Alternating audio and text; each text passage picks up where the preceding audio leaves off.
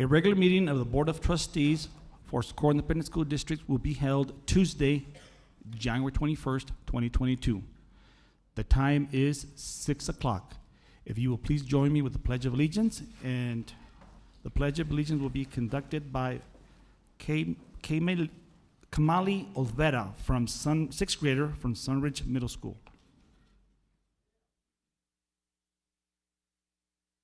I pledge allegiance to the flag of the United States of America and to the republic for which it stands, one nation, under God, indivisible, with liberty and justice for all. Thank you. You may be seated.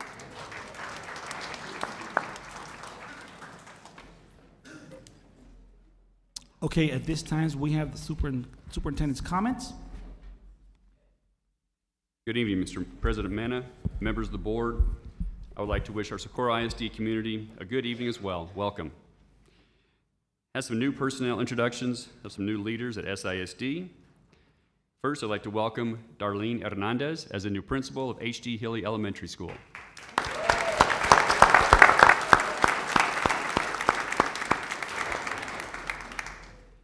Next, help me welcome Eric Franz as the new Assistant Director of Athletics.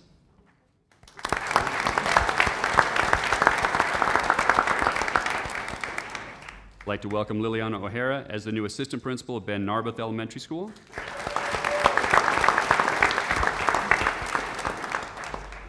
Welcome Lexana P. Alfaro as the new Dean of Instruction at Socorro High School.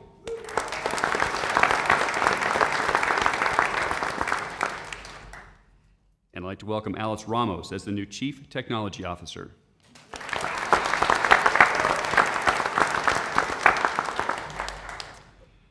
I have one additional comment, and then I will head into my 90-day update. The district will be closed for our summer break from July 4th through the 8th. Please enjoy your holiday, and please be safe. Thank you.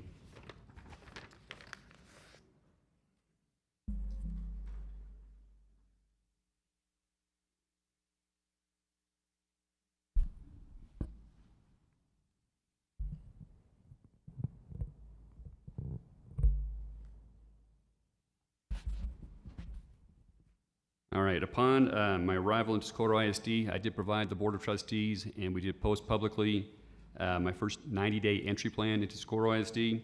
So tonight, I have the opportunity to give an update on kind of what I found, some actions we have taken thus far, and then some future possibilities we may be working with the school district. I'd like to recognize our Board of Trustees. Thank you for placing your trust in me as superintendent.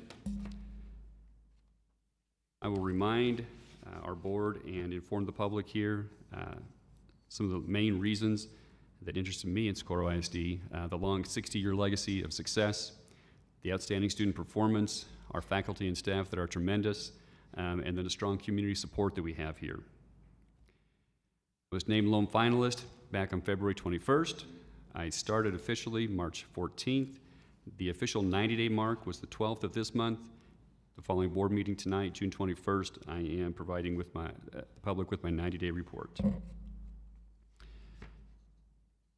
Talk briefly about my philosophy of educational leadership, and I've included two quotes here that kind of summarize that for me. What happens in the classroom with teachers and our students is essential to what we do as a school district. That's a fundamental piece of what we do for all of our students.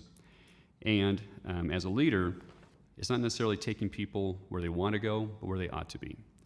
Sometimes change is uncomfortable, but we need to get there on behalf of our students. Broke down the entry plan into 30, 60, 90, but there's some bleed over in some of these areas. Throughout this process, I had the opportunity to meet with a number of our district and community stakeholders, had a chance to review the budget more than once, not just in the first 30 days, reviewed some accountability for past years, and recently, based on our 2022 scores, reviewed board agendas and minutes in several areas for the past 3 years. We have established our cabinet meetings, our weekly meetings with our central office cabinet personnel, looked at some recent financial audits, and we have begun in our budget discussions some areas we may be able to find some savings and possibly increase our revenues. You'll see some of that continued into the 90-day plan. We worked on the proposed budget with Mr. Ressa and his team. Calendars in place. considered,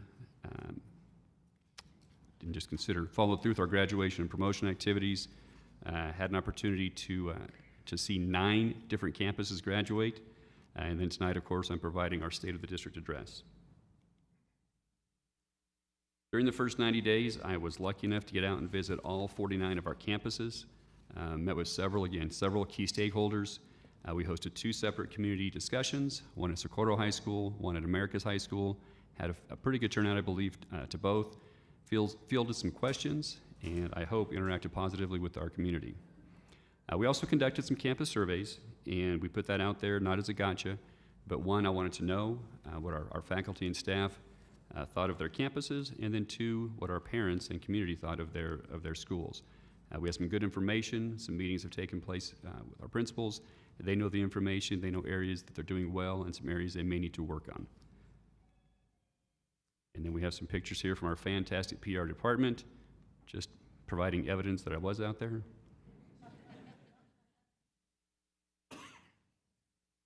And I had an opportunity to see some very well-kept buildings. Our maintenance department does a fantastic job of keeping our buildings in good shape. So, Socorro ISD, I believe to be the right choice for endless opportunities. I understand we have a neighboring district that says that they are the district. Well, we are the better district.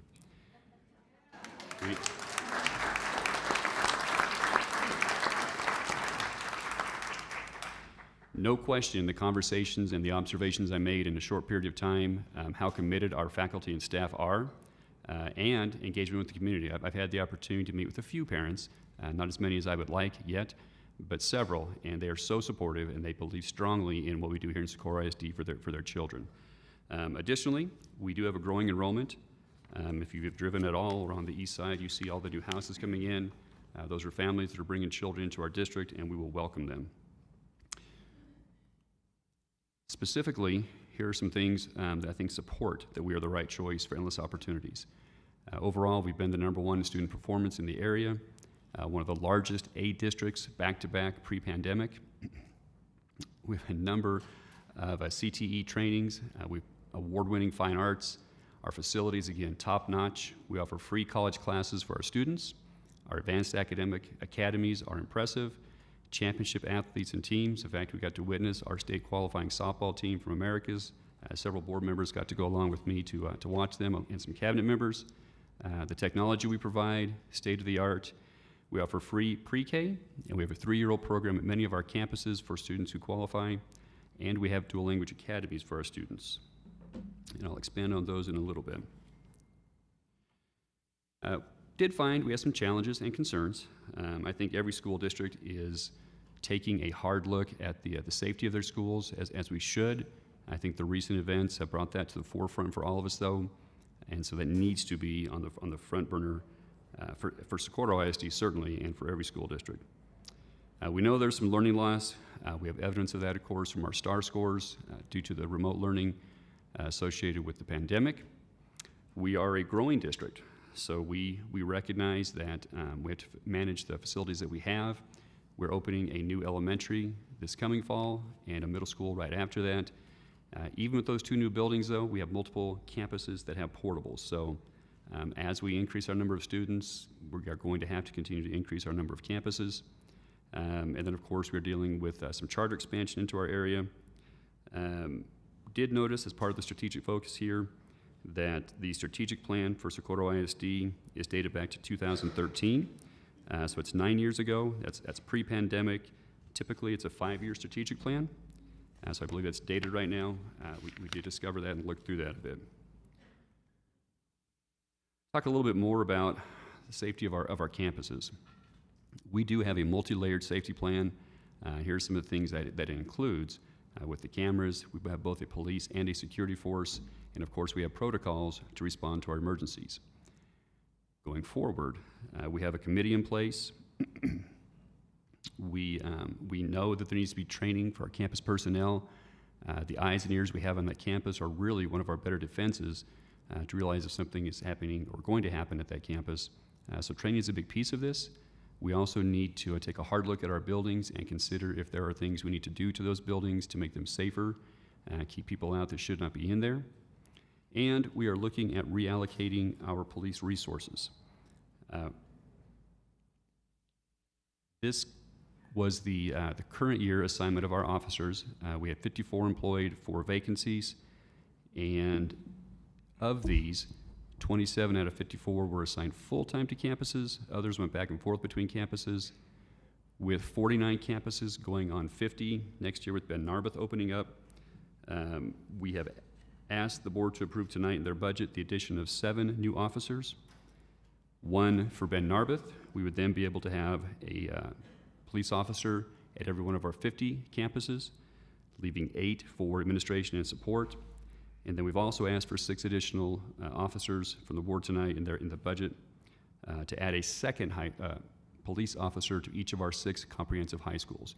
They are large buildings. I could be lying, over 600,000 square feet, rings a bell, but they are large. And I think to be able to cover them appropriately, at least 2 is necessary. So that is in the budget tonight for the board to consider. Continue to lurk and learn. Again, we knew there was learning loss. Socorro ISD had been #1 overall for student performance. And again, we had the post-secondary readiness distinction for a large district and the back-to-back A ratings. We have some preliminary STAR and EOC data. It's broken down by approaches, meets, and masters, and then an overall student achievement. I'm not about to read all these numbers to you, but we have them, and we'll post this presentation for anyone to view. But you can see how we compared to Conatillo, Isleta, Clint, San Eli. So some area comparisons. We do have, just got it today, hot off the press, some predictions for our A through F accountability ratings. We knew the work that needed to be done. We knew that there was some learning loss due to COVID. In this region particularly, there was an extended amount of time that was spent in remote instruction. Didn't come back face-to-face as quickly as some other areas did. All that said, it appears as if, unofficially, our district should be about an 87. 14 campuses look like they will earn 80 A ratings, 28 earning B ratings, and 5 earning C ratings. None of our campuses appear to be scoring below a C.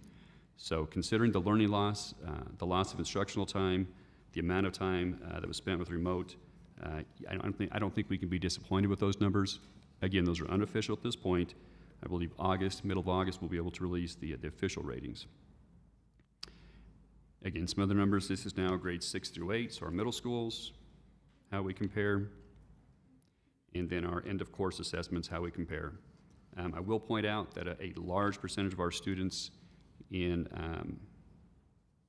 our middle schools, 8th grade, do take Algebra 1, so most of those are 8th grade kids taking Algebra 1 for the first time. So some of the action that has been taken thus far is some refocusing to include a reorganization of our leadership. We have added in 2 deputy superintendents, split the house, curriculum instruction versus operations, but we did so without adding any FTEs. We reduced the number of assistant superintendents and the division of schools a little bit by bringing those 2 deputies, so the number of our cabinet members did not change, just how we're using them has changed a little bit. We have also worked on maximizing some of our ESSA funds. There were a large number of FTEs that either were planning to be hired or some had been hired, but it's been very difficult to fill those positions, and instead we have shifted that a bit to continue on with more sustainable programs. So we have some social emotional learning programs, we have some intervention programs that work on the instruction for our students, and so we're focusing the funds more on that and then hoping to be able to sustain those after the ESSA funds are gone. Also looked at our growth and what that means for our facilities management. Again, our facilities are in top shape. We do a great job maintaining them, even the older buildings. When you walk in them, they're clean, they're pleasant to be in. They're aging, and they're going to need some work. We have had some successful bond programs. I know that we did discuss publicly one area where I think there were some inconsistencies regarding our new auxiliary gyms, the restrooms and the water fountains that are not in there. When I went through our new facilities, of course, they all had those in there. So we want to be consistent for our students. That came up through my campus visits. Additionally, I want to make sure that we have some equity across the district. The board approved some field turf replacements for some of our high schools this upcoming year at a high quality, involves the safety of our students. And I don't think it'll be too long before we need to initiate a study of future needs. Again, with the growth that we have, the number of students that are moving into this school district, I have no doubt that we need to look at future needs both for that and the renovations on some of our older campuses to make sure we're providing an equitable educational environment for our students across the school district. In short, I would think that in our near future that a bond may want to be considered by this board and then for the community. Also looked at some of our operational systems. And we saw some good things, we saw some bad things. We've had some challenges with our budget, with construction costs. We've had some challenges, of course, due to COVID, rising construction costs. I think we discussed here publicly again, and I'll point out one lapse in oversight that we discussed publicly, following board policies. And the one that was brought up, CH Local, has been addressed. Under some refocusing, we are restoring our supper program for next year for some campuses where it is eligible and makes sense to do so. We are also looking at how we do our SHARS reimbursement. New processes that will increase our revenue. I think conservatively we can look at about a $2 million increase in revenues by changing our processes slightly. It will involve the implementation of technology, but I think we'll better track our students and increase our revenues. And we talk a little bit about the charter expansion that we've kind of discovered, some people may have already known about how it's impacting Socorro ISD, and then what we're doing to educate our community and hopefully get some of those kids back into our schools. We have, this past school year, 21-22, 8,073 students who reside in Socorro ISD and have transferred out, either to neighboring districts, possibly because their grandparents might live there, they have free daycare, or they have programs maybe we haven't offered, or to charter schools. From other school districts, we only have 1,314 students transferring in. So we're losing a net loss there about 6,700 students. Also had a COVID slide where we saw some dropped enrollment in our younger students. Parents didn't feel safe, I think, sending those pre-Kers to school necessarily, so we did see a slide there. But here's some other information we found and realized about charter schools in our area. The last 10 years, from 2011-12 to 2021-2022, the number of students who are enrolled in charter schools from Socorro ISD has gone from 685 to 3,605, an increase of almost 3,000. And if you look at the El Paso County school districts, you can see that percentage-wise, we are third with 7.1% of our students. However, we're the second largest total number with 3,605 of our students, again, enrolled in charters.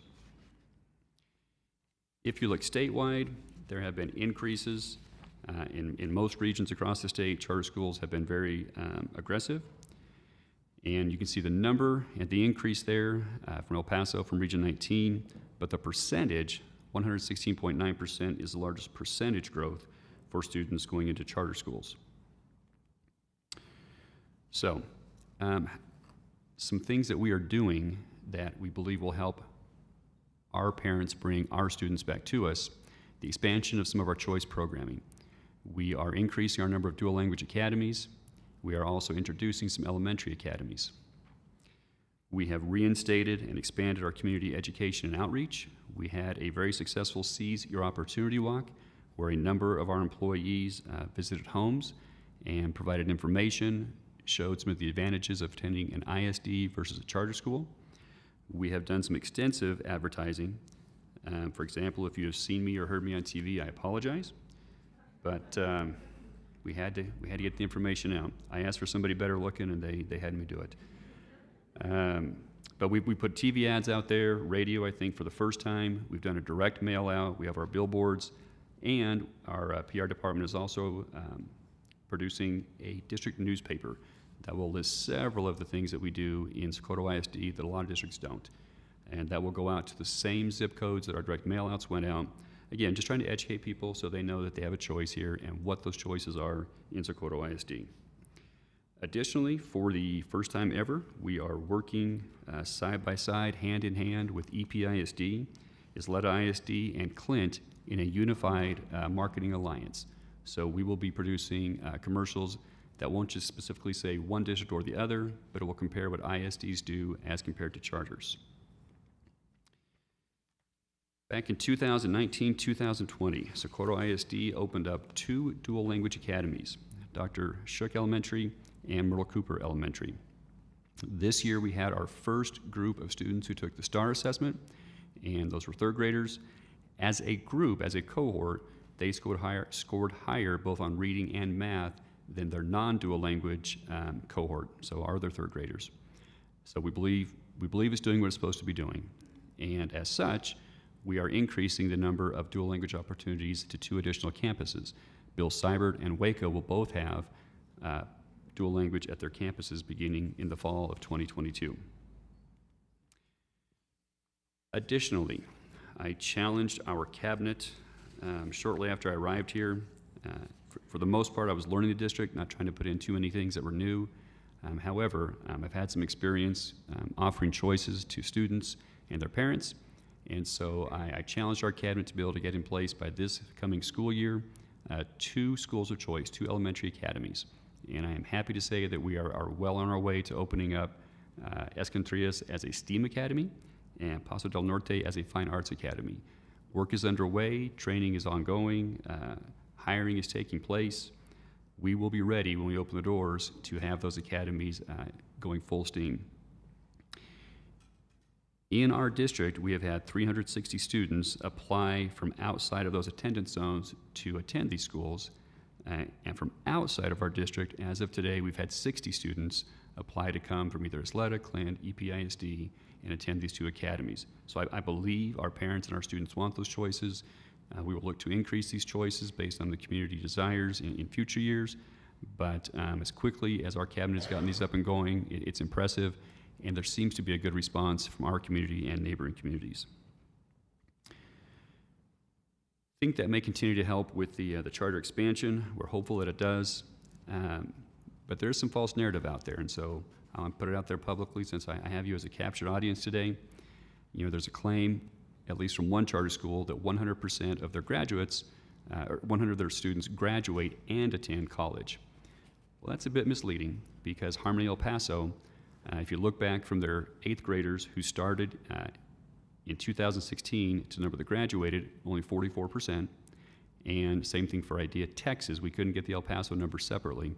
Only 2/3 of those kids who, there we go, started in 8th grade actually graduated.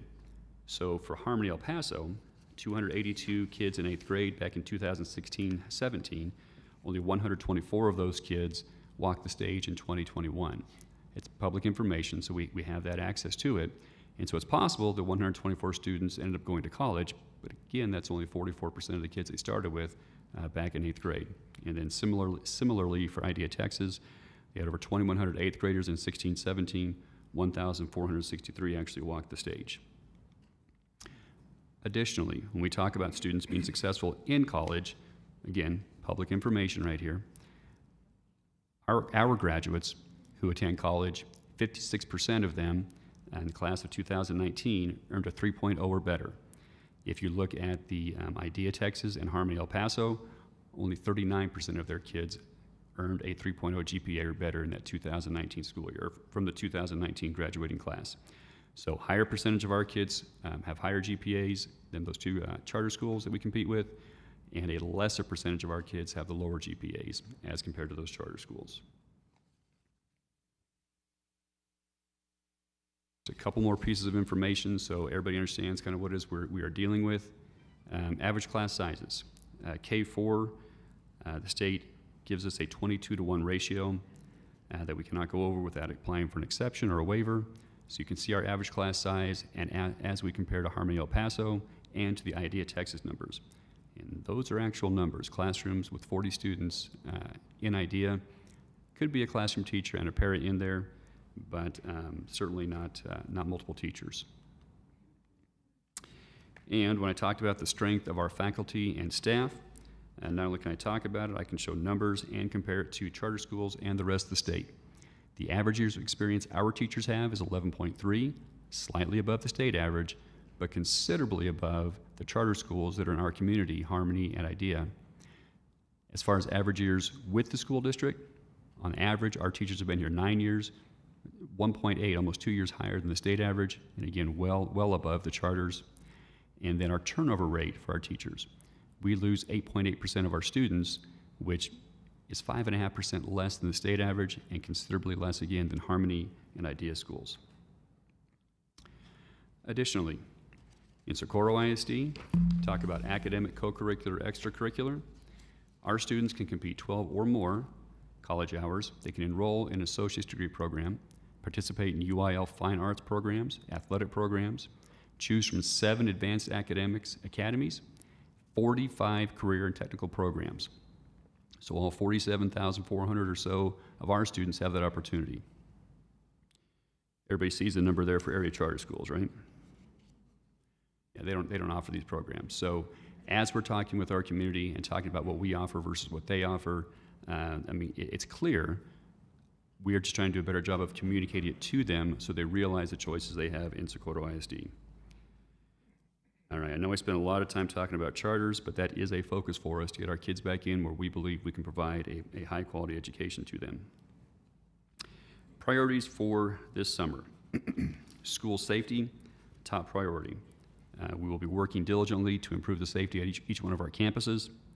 The budget development and implementation, as well as our compensation and retention for our employees, and those are both, of course, on tonight's agenda.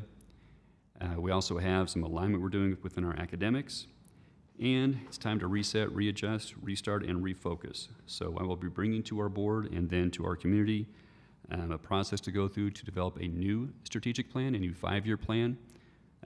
We know where we are now, post-pandemic, or sort of post-pandemic. We have good data that's current. We can develop a good 5-year plan in several areas, academics, safety, et cetera. And then we will report regularly back to our board and the community to let you know how we're doing on it. And with that, I will stop talking.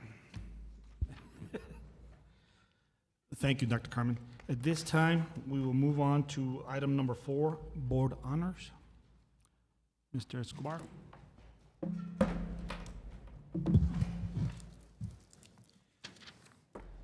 Good evening, President Mena, members of the board, and Superintendent Dr. Carmen. My name is Daniel Escobar, Chief Communications Officer for the district, and it is my pleasure to introduce tonight's recognitions. If you'll all please step down to receive our honorees.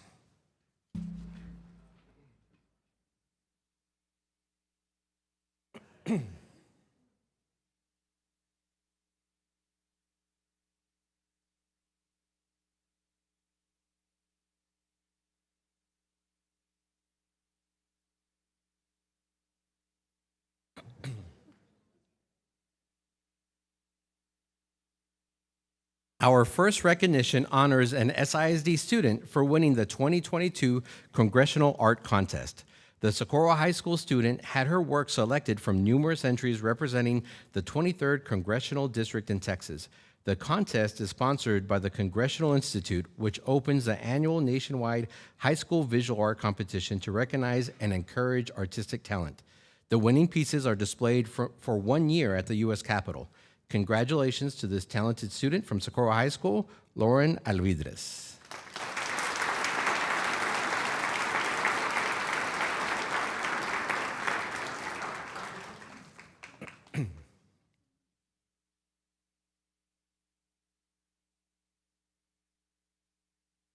Lauren, if you'll please join the board and superintendent for a photo.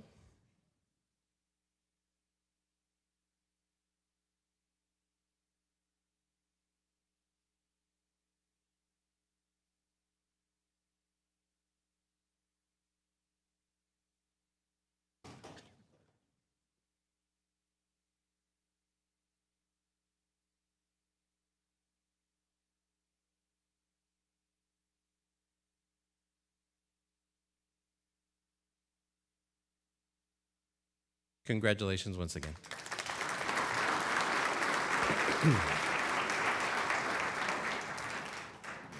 Our next recognition goes to 4 students from 2 SISD high schools for being named the 2022 UIL All-State Stage Honor Crew. These individuals were selected from statewide applications to serve as the backstage, sound, and lighting crews for the UIL All-State One-Act Play competition, which is held in Austin. Only 27 students were selected statewide to serve on the 4A, 5A, and 6A UIL State Honor Crews. The SISD students worked the duration of the 4-day contest to ensure that all technical aspects of the contest ran smoothly. Congratulations to these talented students. They are from America's High School, Azul Zaragoza.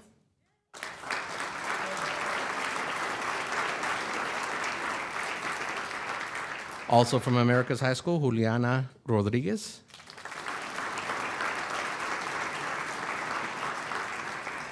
Their teacher is Thomas Haas.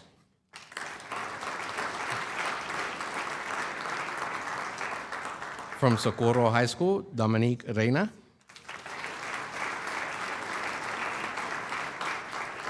Also from Socorro, Julio Cardiel. And their instructor is Mr. Troy Herbert.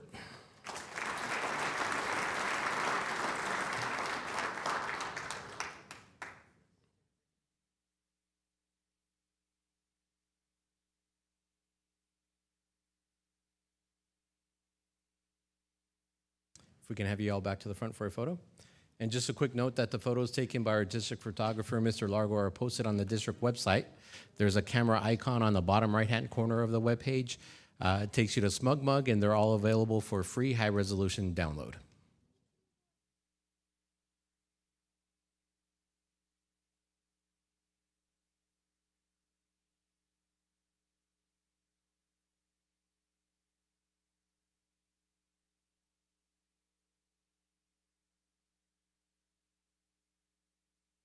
Keep smiling.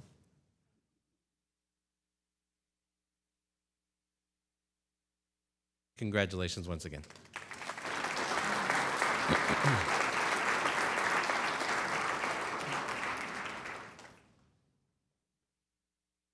Next, we recognize 2 Eastlake High School music ensembles which were invited to perform at international conferences in May. Through a competitive audition process, the Eastlake High School Low Brass Ensemble was selected to perform at the International Tuba and Euphonium Convention in California, and the Eastlake Trumpet Ensemble was selected to perform at the International Trumpet Guild National Convention in San Antonio. At both conventions, the students were able to perform for leading experts in the field and musicians from around the globe. Congratulations to the Eastlake High School Low Brass Ensemble and the Trumpet Ensemble.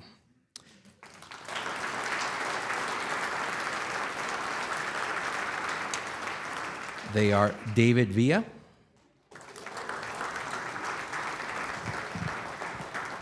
Isaac Morales, Lisa Franklin, Nathan Olivas, Carlos Garcia, Diego de Santiago, Eric Huff, and they're here with head band director Nick Flood.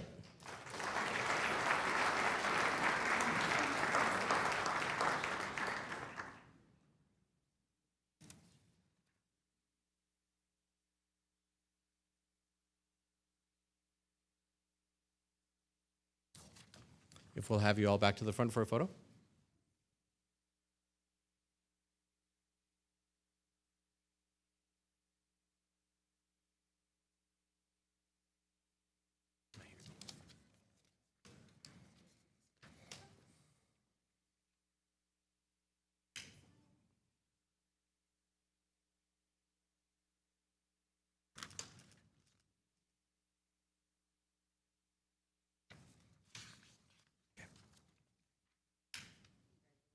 Congratulations once again.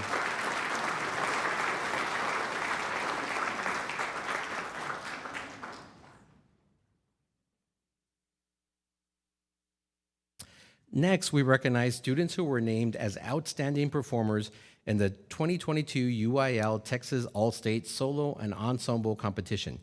The Outstanding Performer Award is the highest honor awarded to any individual at this contest. Out of the thousands of students that competed from across the state, only a select few are chosen. Congratulations to these outstanding musicians.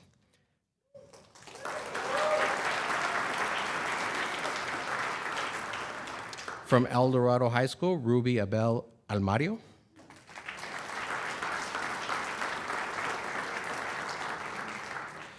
Isabella Kelly, also from El Dorado. From Montwood High School, Jada Granados. Also from Montwood, Jasmine Davis. From Pebble Hills High School, Kiani Overa. Also from Pebble Hills, Nathaniel Payan. And from Socorro High School, Jonathan Felix.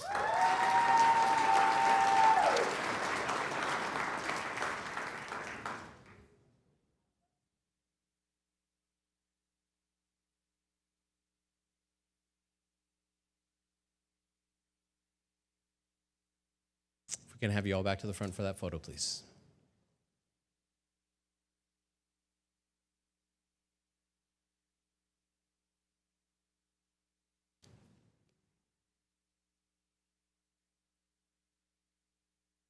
You want to move them down a little bit that way?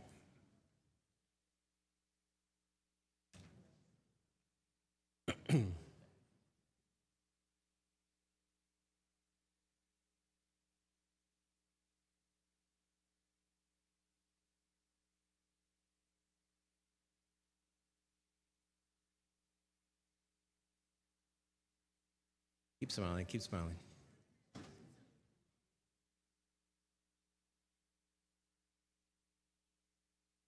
All right, congratulations once again.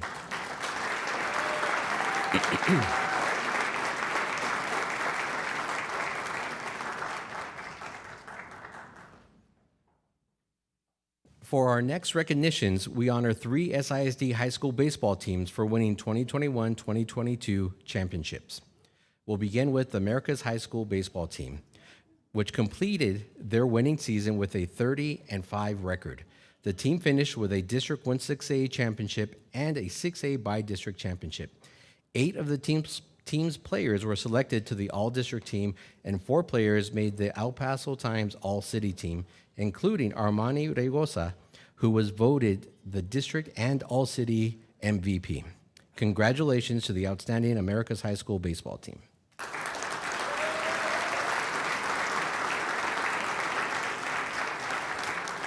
Representing the team this evening, Armani Regosa. Easton Mumau. Steven Sepulveda. Zach Esquivel. And they're led by head coach Jesse Munoz.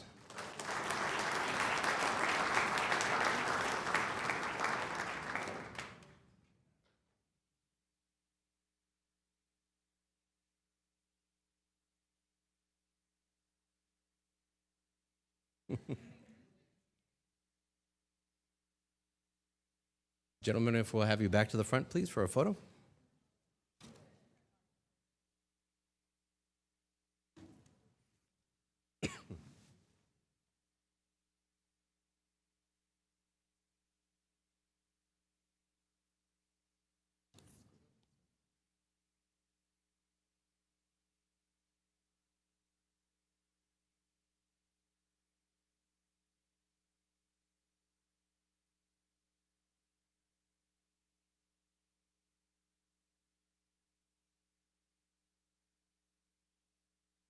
Congratulations once again.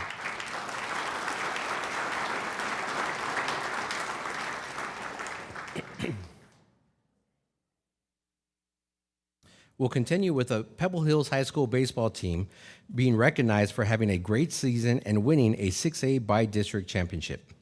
The Spartans had great success on the field, and many players earned recognitions and awards, including first-team all-district honors And 6A Newcomer of the Year, Robert Deal, and Offensive Player of the Year, Salvador Rocha. Congratulations again to the awesome Pebble Hills High School baseball team.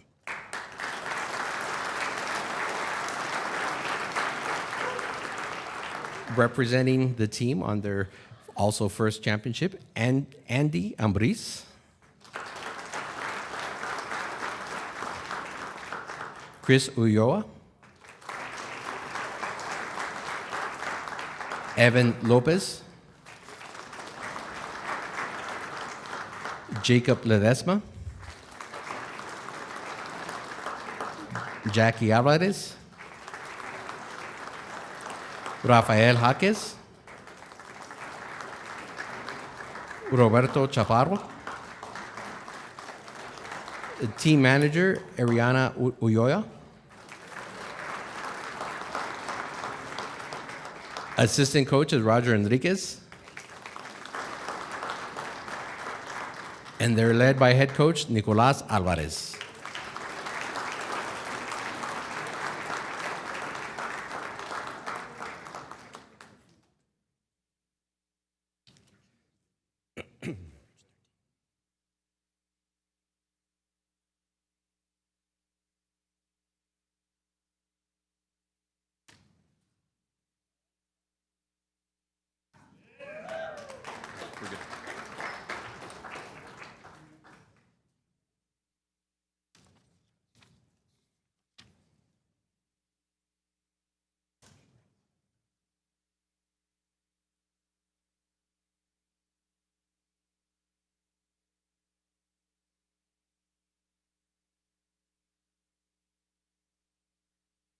Keep certificates up.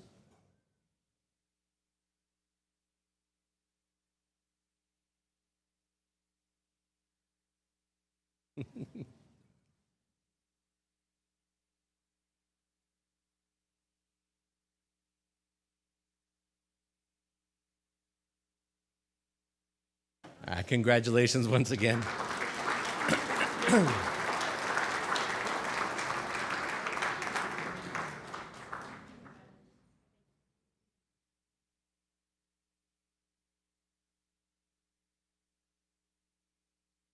Next, we recognize the El Dorado High School baseball team for having a remarkable season and making history by winning the first district championship in school history. The team went on to win its second consecutive 5A by district championship as well. The players showed great talent and athleticism on the field during their outstanding season. Congratulations to the awesome El Dorado High School baseball team.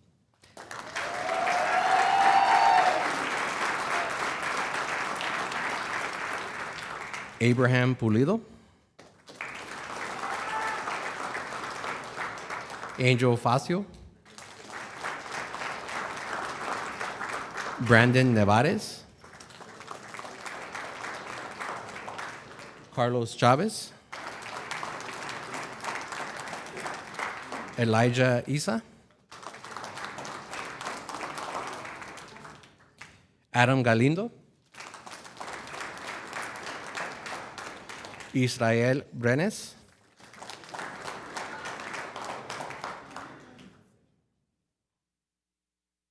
Isaiah Garnica,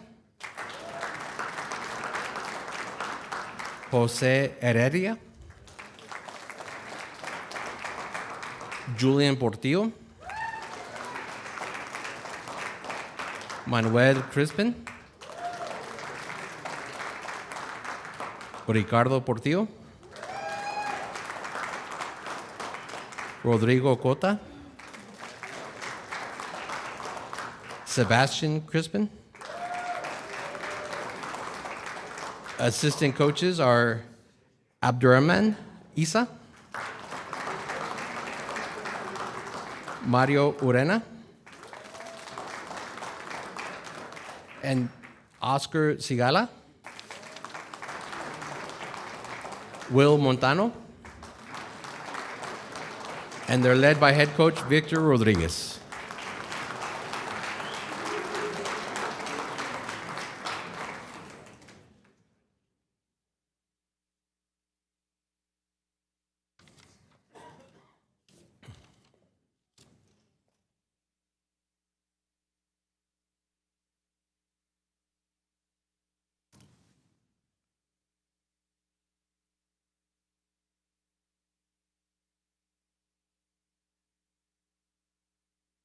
Hey, Christy.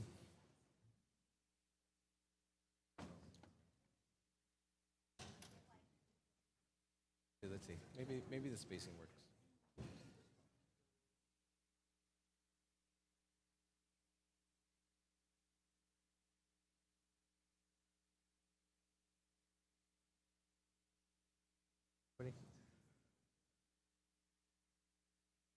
See everybody's face?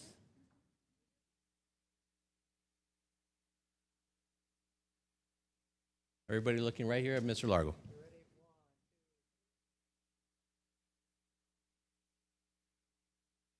Keep smiling, keep smiling.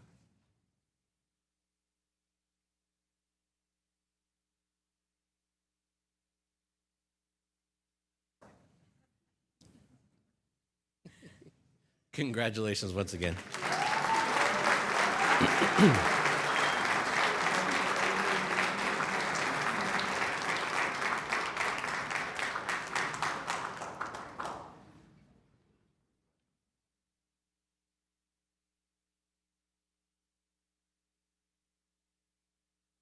Our final recognition this evening goes to the America's High School softball team for their incredible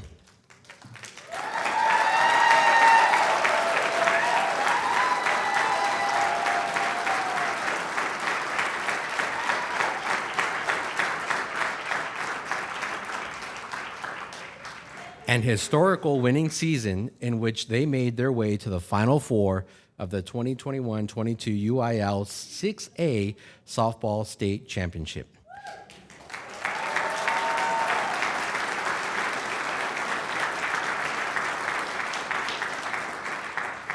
Along the way, they earned the 1-6A district, 6A by district, area, regional quarterfinal, regional semifinal, and regional final championships.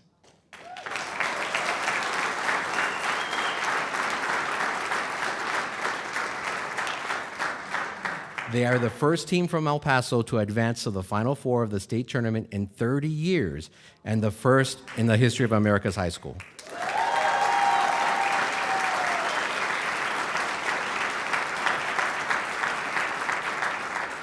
Individual highlights include Mia Perez being named the All-District Co-MVP Player of the Year and Sydney Sines being named the All-District Defensive Player of the Year.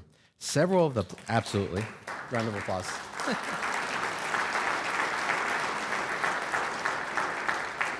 Several of the players also earned district, all-district, regional honors, and also many of them signed to continue playing softball at notable colleges and universities.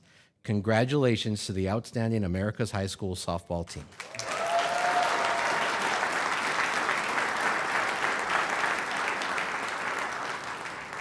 They are Adlai Alvidres,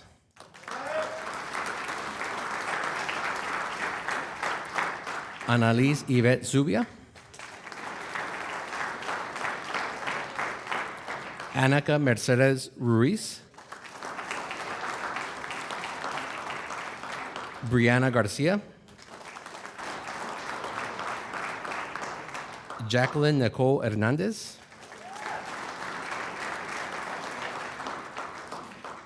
Jasmine Mia Olivas,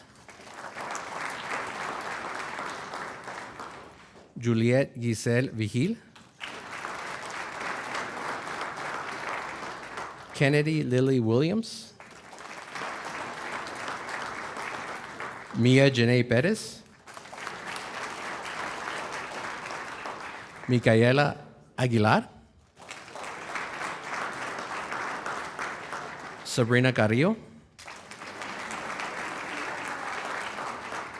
Suri Flores, Sydney Isabella Sainz, Trinity Munoz. The coaches, Pedro Perez, and head coach, Roxanne Luna.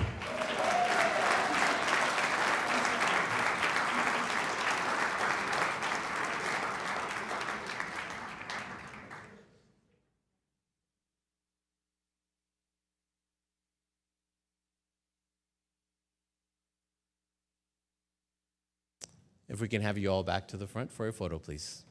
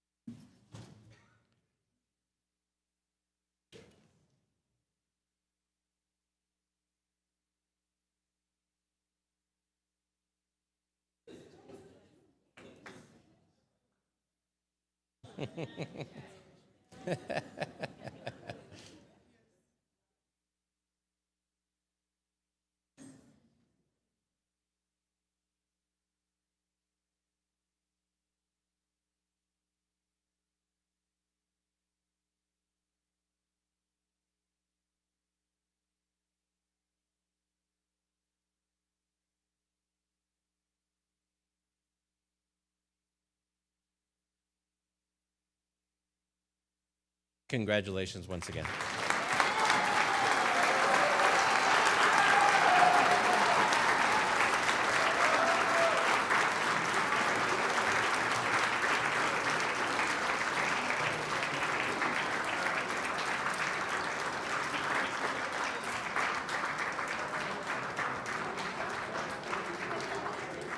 That concludes our honors for this evening. Thank you.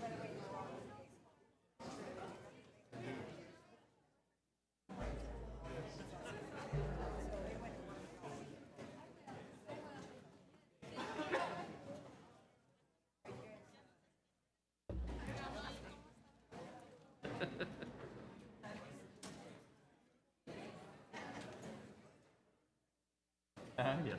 You got one? I did, yeah, yeah. I think principal and superintendent each get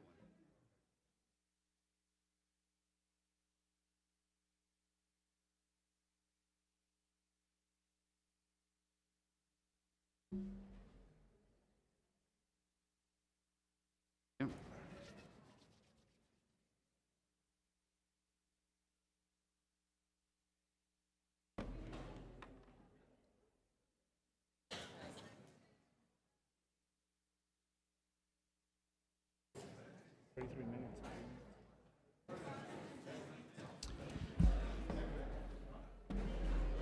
Okay. We will now move on to item 5, open forum. The district is a local government body charged with serving the educational needs of all school children in our district. And board meetings must be focused on meeting with charge. The district board meetings are public meetings under the Texas Opens Meetings Act to conduct the business of the district. They are not, however, meetings of the public. Therefore, all persons in attendance are expected to display civility and decorum. Individuals shall refrain from using harmful and offensive content, i.e. libel, slander, defamation, obscenities, fighting words, for the respects of the rights and reputations of others. We greatly appreciate those individuals who have requested to speak to the board during open forum or in regards to a specific agenda item. We are bound by certain time constraints in order to cover all items on the agenda, which we have a very heavy agenda today. Okay, so please respect, okay, and therefore must limit the presentations to 3 minutes. We have a lot of people that signed up to speak. Please respect the rights of others in your representation. By law, the board cannot take action upon or discuss any item which is not posted on tonight's agenda, but we will give all presentations our serious considerations. Thank you. Let's proceed with open forum.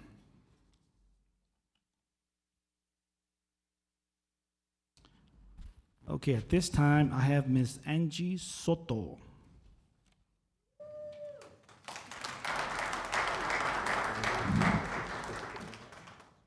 Yes, I saw the agenda, so I'll be very brief.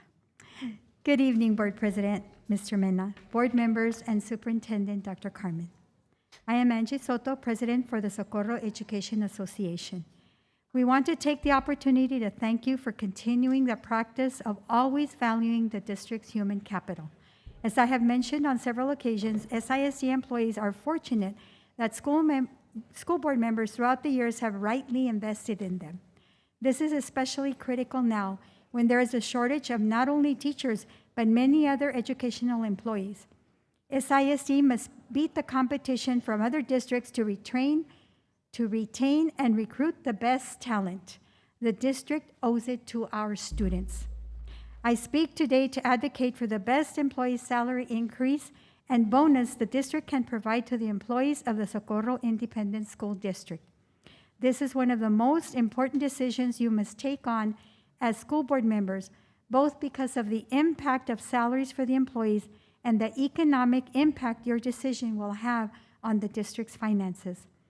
Based on the school board's members' decisions in the past, SEA trusts that you will make the best decision for both the employees and the district.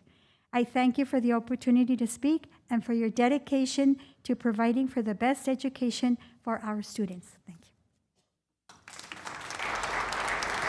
Thank you, Ms. Soto. Our next speaker is Sylvia Duarte.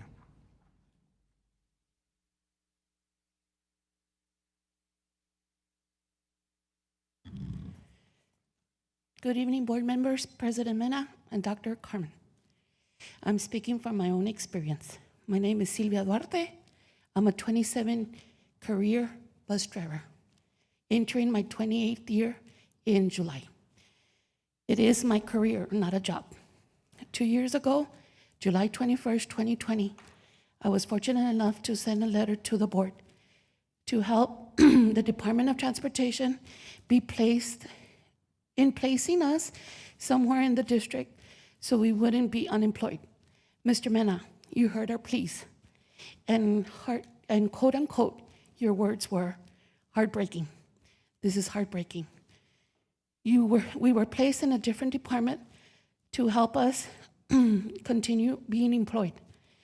I had the opportunity to work with at Carrasco Elementary under principals Mr. Sepulveda and his wonderful staff, as a custodian, as cafeteria worker, as a cross guard, sanitizing the school, and other duties as needed. There isn't anything more humbling and satisfying in saying I walked in someone else's shoes. Finding out how hard they work, and how little they get paid blew my mind. I'm here to advocate for all Team SISD. Make real our goal, our logo, endless opportunities, especially departments who I work with closely. Teachers, nurses, paraprofessionals, parents, we transport your most precious students, verbal, nonverbal, walk-ons, and wheelchair-bound students.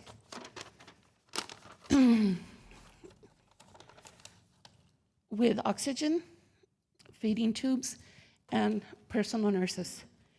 It takes a caring, loving, compassionate special driver and monitor teamwork to work with these students, as well as certifications such as CPR, CPI. We bond with our students and parents to help in their individual needs.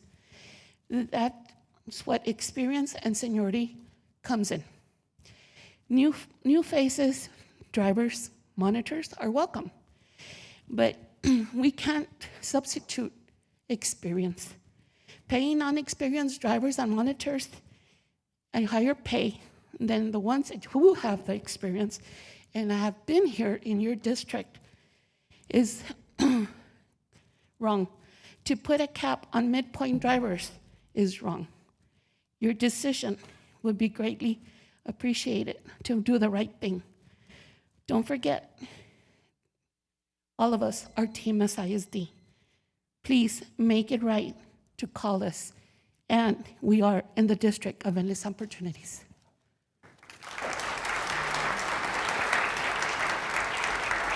Thank you, Ms. Duarte. Our next speaker is Rene Rodriguez.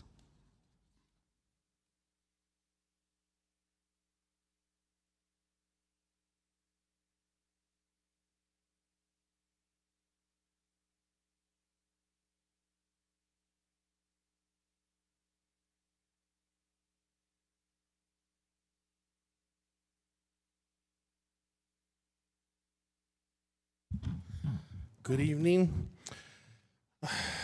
It's not a good time for me to be here because of what I have to say.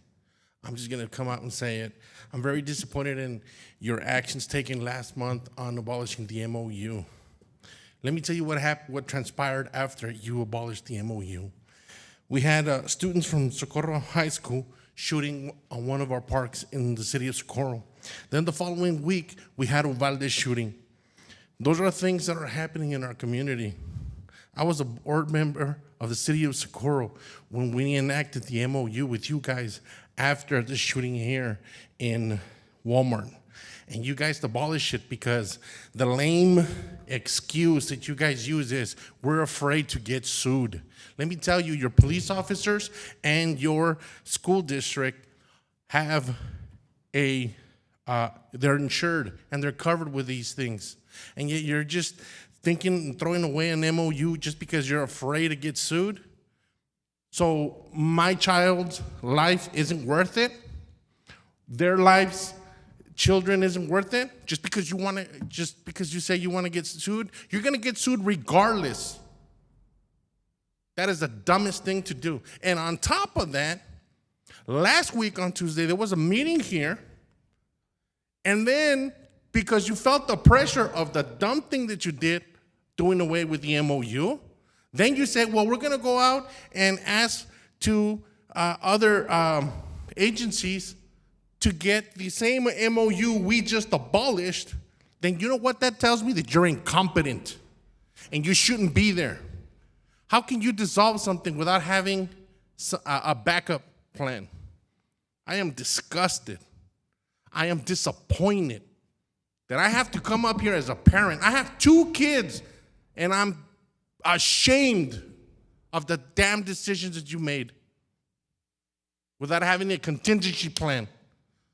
And then you go to the city of Socorro after the fact to see what you could do. You know what? If you're so worried about pulling out police officers from school campuses, then you know what? There's Saturday training, Sunday training, summer. But no, you got to abolish something. I'm disappointed and disgusted in you guys. You guys should be ashamed because my child is worth 100 times getting sued, let me tell you. Very disappointed. And I hope you guys get, because our staff, our teachers, our custodials, anybody that works for this district deserve a raise, deserve the dignity to be appreciated. And I will say this, I don't appreciate the fact that you guys want to ding us 5 cents of property taxes. You got $100 million in the reserves, and you can do and give them a raise. Thank you.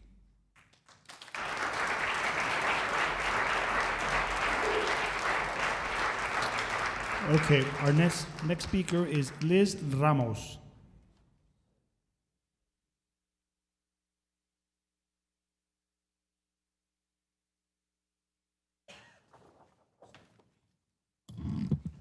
All right. I didn't bring a step stool, but I'm wearing boots. All right. Good evening, President Mena, Superintendent Dr. Carmen, and members of the board. My name is Liz Ramos. I am a special education clerk at Americas High School.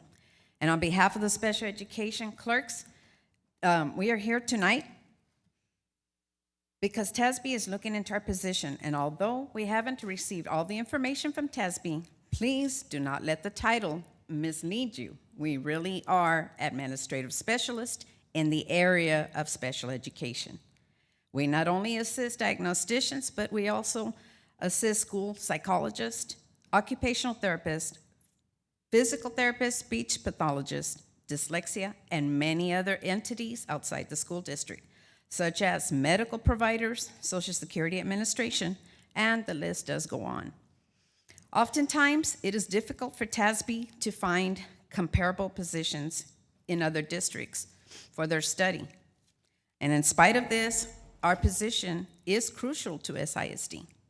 So it is ultimately up to you, school board members, to reclassify our position to the level of respect that our position deserves and is reflected in our compensation. In order to restore loyalty, we need to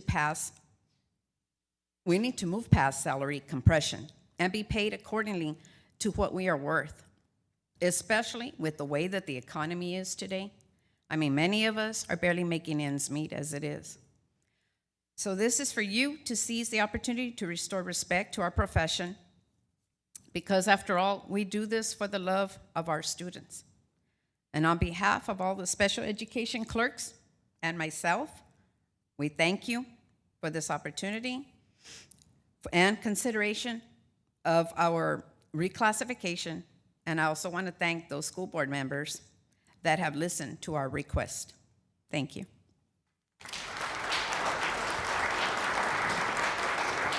Thank you. Our next speaker is Dan Morales.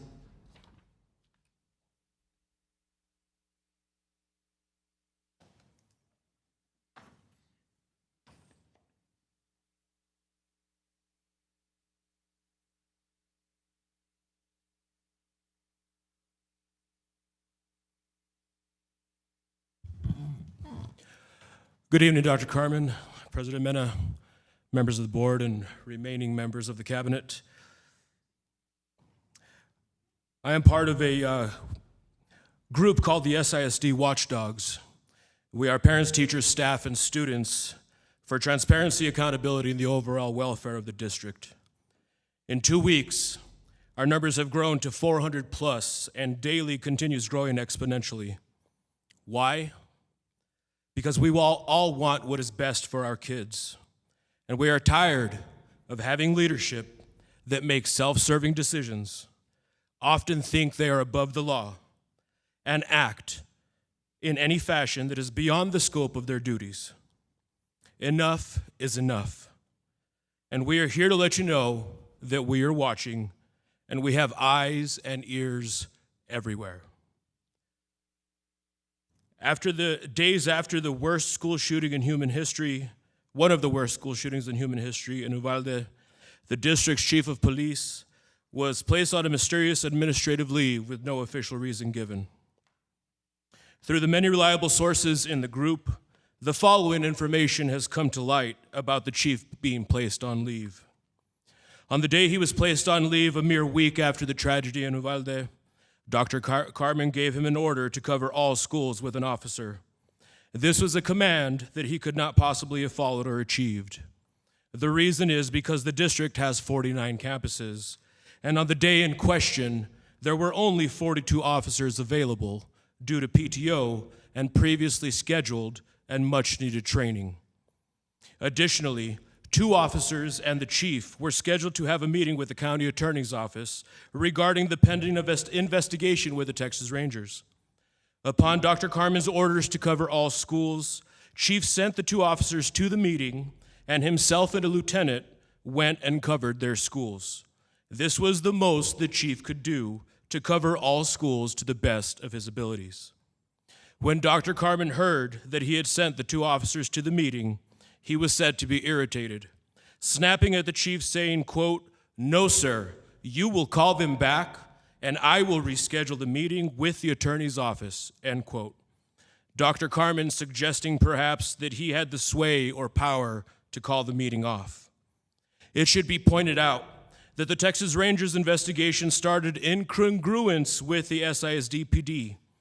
Upon Dr. Carmen's orders, Chief was to give the investigation to the Texas Rangers to handle on their own. I would ask again, without expectation of response, why? 3 hours after Chief was ordered to recall the officers, he was summoned to the district offices and placed on leave. The official reason being that he failed to follow an order that he could not have possibly followed. Thank you.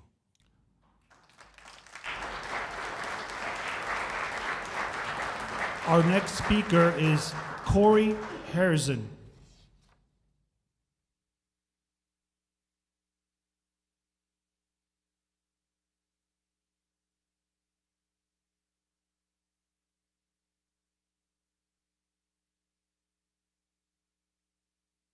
Good evening. I'm here to speak on behalf of the MOU. Being a team leader and member of the El Paso County Sheriff's Office SWAT team, I'm well aware of the importance of having an emergency response team as it relates to the community and also our schools. As far as our relationship with our schools and the staff, SISD, police force, and other within the surrounding areas, we partner and we work well together. So in reference to the MOU, I believe that to put everyone in the best place moving forward would be to increase training and maintain the consistency of that training. As on behalf of the Sheriff's Office, we are here to provide that training. We also have our Regional 8 Training Academy, which I've also been a part of. I've also been a part of the Alert training, which has involved several of the SISD police force. So that has taken place, and I believe that the priority should be maintaining the training and increasing the level of that within your force. I believe that that'll prove to be of great benefit to the students in all of the campuses that they're responsible for. And the bringing in an ERT team, we have several agencies across the county and the city that are able to assemble and deploy in the event of a mass incident. I was present on August 3rd, so being out there and seeing the presence, but for the immediate response and providing the greatest benefit to safety to everyone on our campuses, I believe that, moving in the direction of continuing the strong partnerships with the surrounding agencies, increasing the training, and maintaining the consistency of that, I believe that's going to put us in a best position moving forward. So, thank you for your time. Thank you. Our next speaker is Ryan Urieta.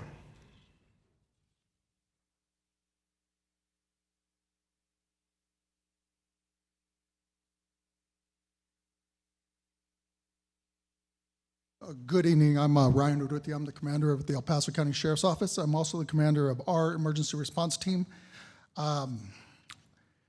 This has been the hot button topic within the district, and what I think the public needs to know is that there is a very capable police force with the Socorro School District.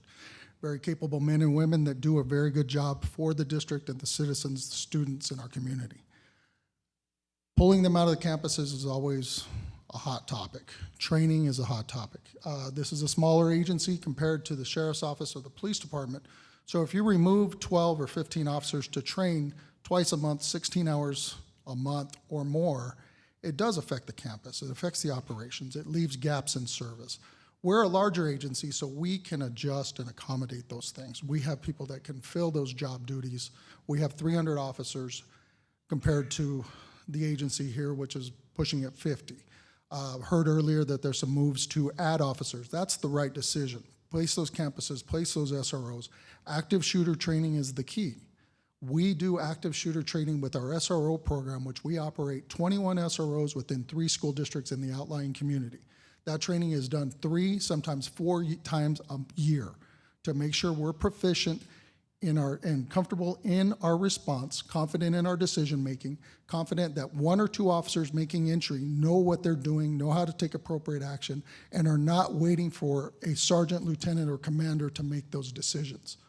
That's best serving our community. We do not want to pull those officers out of our schools where we operate SROs, so I can understand the concern with the school district as well. I think the public needs to be aware too that when we discuss this, the grant funding tied to this team comes through the Rio Grande Council of Governments. And it also, in accepting this grant funding, obligates a regional response within the COG district, which is Hudspeth, Jeff Davis, Culberson. So the reluctance to respond out to those outlying communities should be there. We're equipped and we can handle that.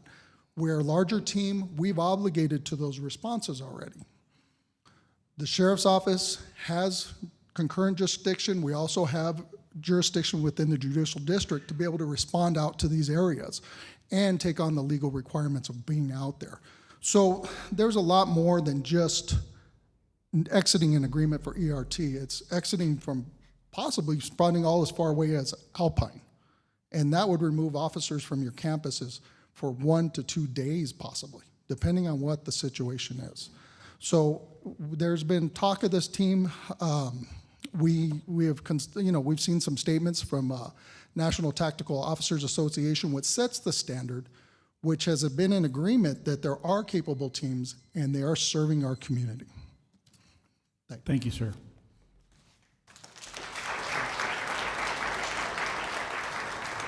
Our next speaker is Samuel Carrejo.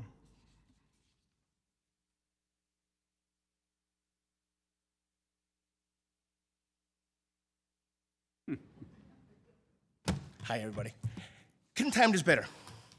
I am here to talk about transparency and open communication, and it's just perfect timing that I get to speak after Mr. It's actually pronounced Ryan Urrutia, okay? So, I'm here to talk about the MOU. I was gonna talk about something else, but I really have to take advantage of this situation. MOU. A lot of people ask, what does MOU stand for, right? Memorandum of Understanding. Basically what it is, it's a piece of paper. It's not legal, non-binding. It's basically a professional agreement, right? So people ask, well, what's the big deal about it? Why are we talking so much about it? Well, we need to understand what happened, what really happened. Socorro police was not removed from SISD. What happened is 2 or 3 SISD police officers were pulled from the ERT team. Now, of course, they said because of liability purposes and stuff like that, right? For most people who don't know what I'm talking about, you're like, what does all that mean to me? What does it mean? Not only is it training, Mr. Urrutia was kind enough to say it comes with training, it comes with all sorts of funds and everything, but let's get to the root of the problem. Mr. Urrutia said the public needs to know, and they absolutely do. They need to know what the source is, what the root problem is. The root problem is heads of law enforcement agencies who play politics. The truth is that Mr. Urrutia is here to talk about the ERT and the Sheriff's Department and how great they are. The real issue is the Sheriff's Department, to include Sheriff Richard Wiles, it was not happy with Socorro Police Department creating their own ERT. Okay, what's ERT? Emergency Response Team. Why would, like Mr. Urrutia said, such a small police department of pushing 50 police officers need to create an ERT team? Let me tell you. Reason being, a year ago, there was a call where Socorro Police, a small police department, called the El Paso County Sheriff's Department SWAT team for assistance. They had a call where they had a gentleman who actually killed his wife, was driving around with her, and the brother-in-law was trying to get the brother was trying to save her. SWAT was called in. You had 5 or 6 Socorro police officers with their guns drawn for over an hour. The call was made for El Paso County Sheriff's Department SWAT team to assist. An hour later, one of the amazing SWAT team lieutenants decides to show up empty-handed. He did not show up with the SWAT team. He showed up just to look at the situation to see if he had to call the SWAT team in. At that time, the suspect looks at the interaction between the Socorro Police Department and the Sheriff's Department and says, you know what, I'm done, you're done.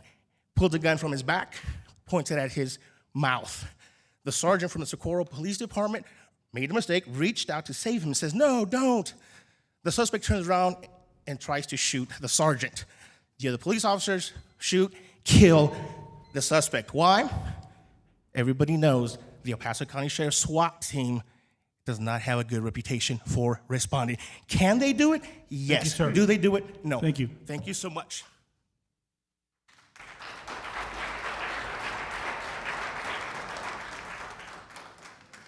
Our next speaker is Gabriela Rojo.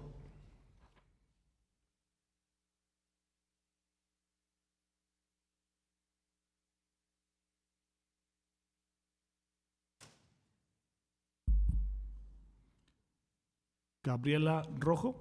Is she not here today? Okay. Okay. So then now we'll move on to Item 6, district reports, facilities report. Mr. Crespo.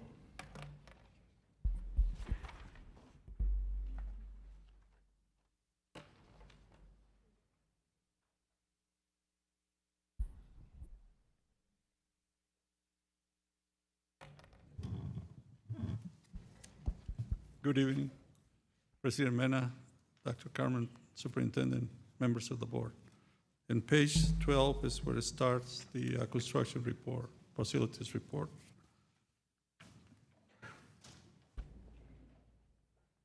The first item in the report is Socorro High School. This is a way that it's going to look at the end. I put this plan so it can show the areas that we are working on and the areas that we already occupied. If you see all the green area is the area that we occupied. The brown or orange area is phase 2. It's the area that we are working on it. The area that is, this is the first floor.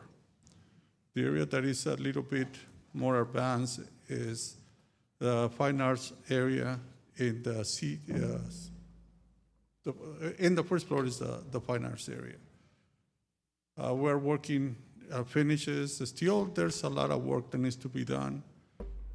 In the administration area, still we are working on roofings and walls. The pit, still we're working in some of the finishes. Then the dressing rooms, we're working on finishes. The auxiliary gym, that is the purple area, still there are roofings and finishes. The second floor, you see the area that is in green is all the instructional area, is the classroom. The second floor, the top of the fine arts, we have science labs and the ROTC, and we are working on finishes. Then the administration, on top of the administration is some classrooms and science labs. The second floor, I'm sorry. Third floor is only occupied, is only instruction. So there's some pictures of the administration, the entrance. You see still there's a lot of work that needs to be done in the outside and the inside of the administration. The one on my left is the picture that shows the area for early college. Still we're working on some of the roofings and finishes. The one in my right is the main entrance to the administration. And still, there's a lot of work that needs to be done in the walls.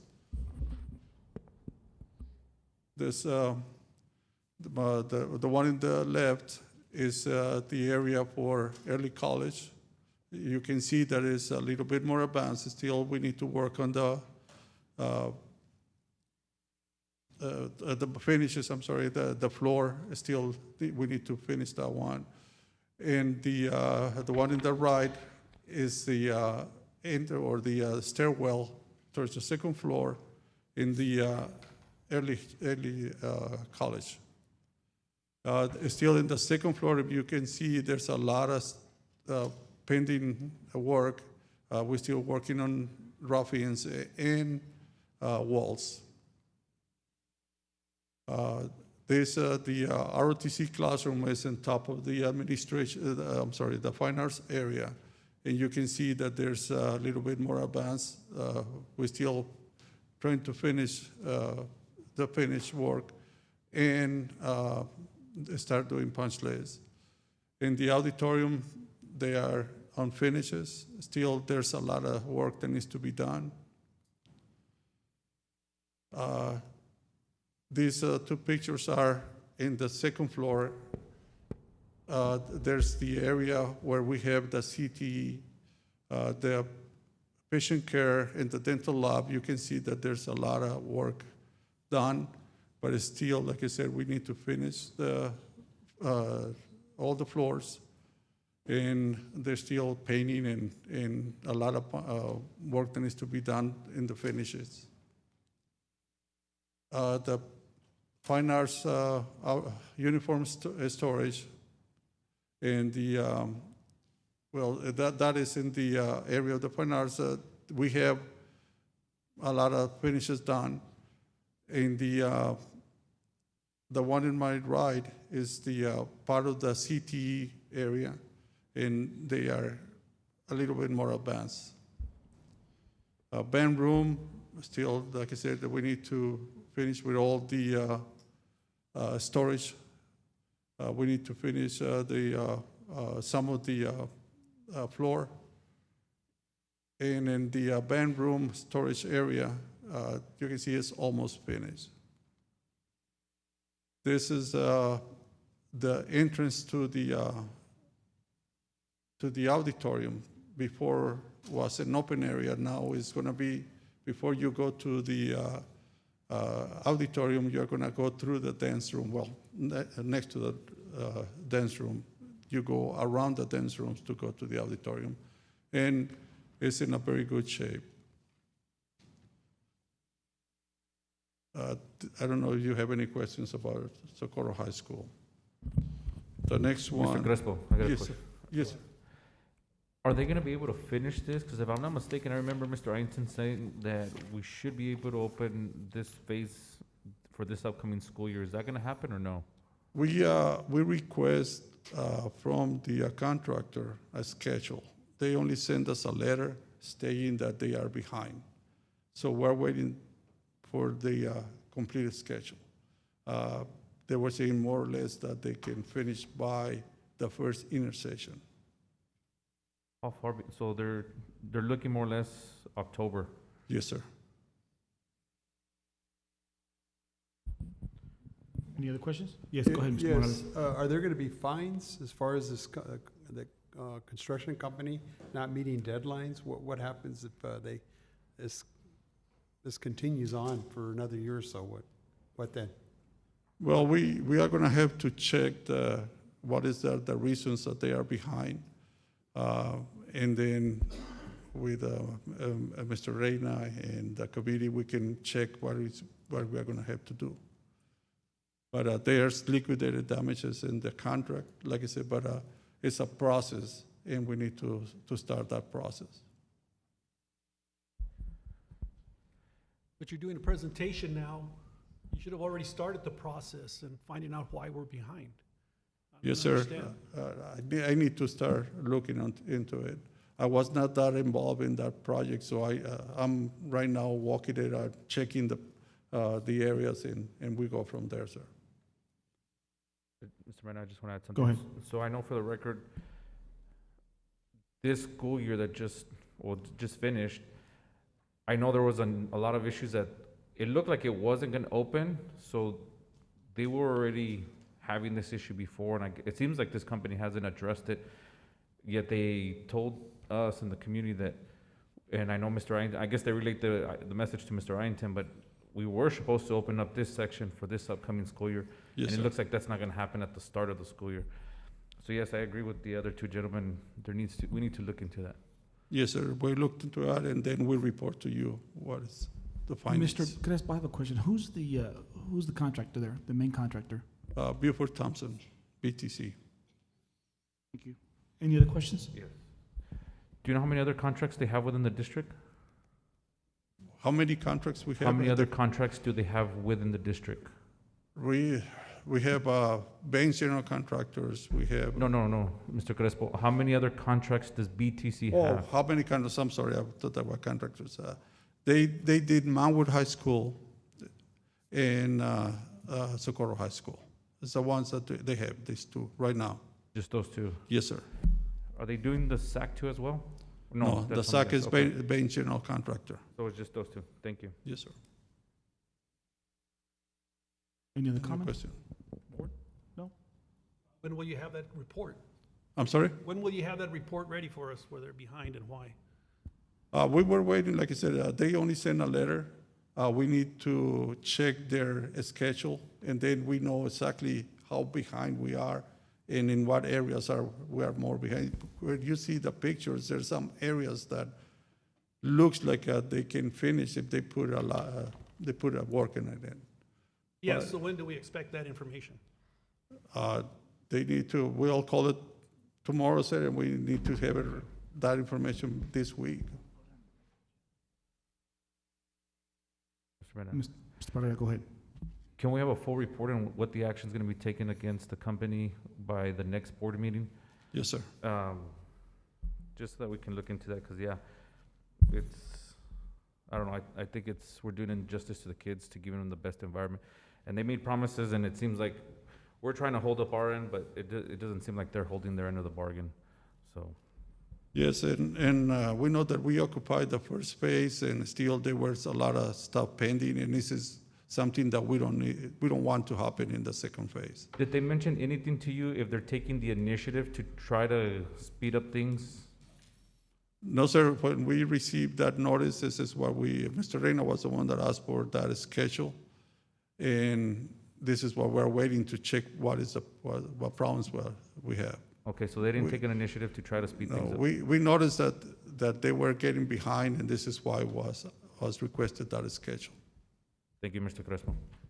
Go ahead, Mr. Another Morales. question, could there be legal action taken against this company if they continue prolonging?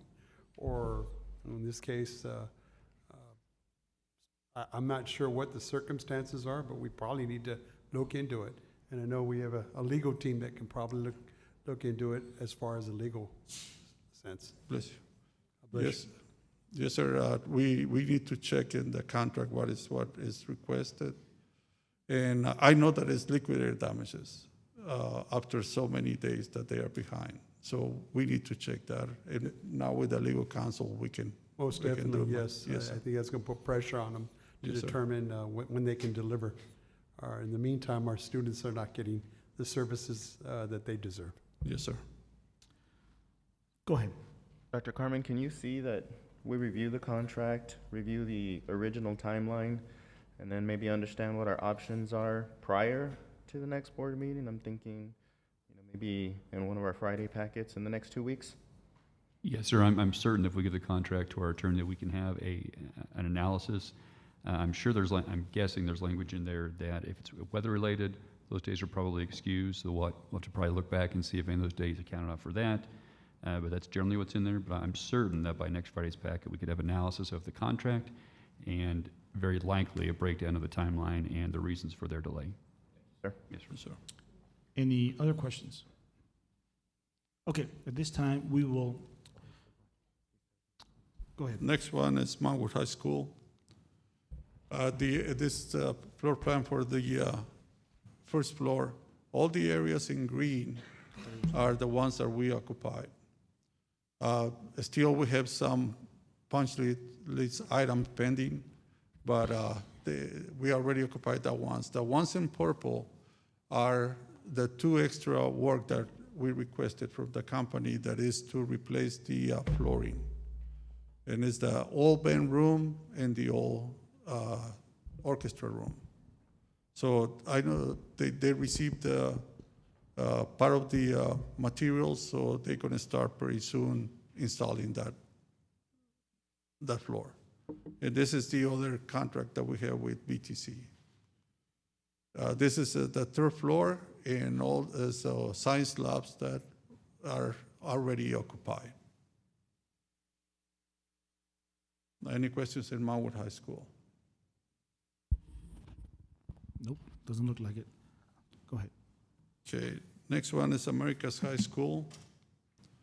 Again, the first floor plan, it shows all the areas in the scope of work for to do these improvements, and they are occupied.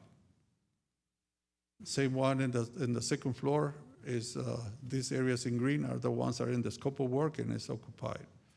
The only thing that is pending right now is we are working in some punch list items, and we requested that last change order and the last pay request so we can close this project. Any question? America's High School. Next one is El Dorado High School improvements. Again, the areas in green are occupied. The areas in orange, the only one that we have problems right now, and it's because the fire marshal requested additional work, is in the black box.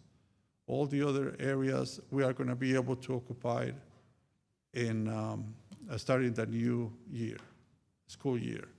There's another area there that is the maca room, that is the courtroom, and that one is still in progress. We're working on the walls, but we finished the floor and the ceiling. So it's only the floor and the millwork. But we are very confident that we're going to be ready by the beginning of the year. Question? Yes. Go ahead.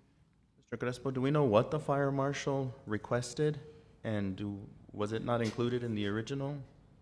There's sometimes when they come back, they want more protection. For example, the smoke detectors or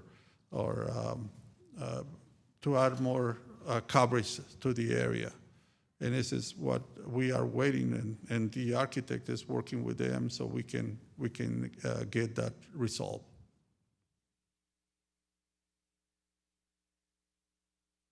Any other questions? And the second floor is the areas in orange. The science labs, we are going to be able to, we can occupy it at any time. There's punch list items that we need to finish. But in this floor, is where we build the 3 teachers' workrooms, and is where we build restrooms for adults. Because the only restrooms for adults that we used to have was in the administration area and in the teacher's lounge that is next to the cafeteria. So we are in 6 more restrooms for adults, for teachers.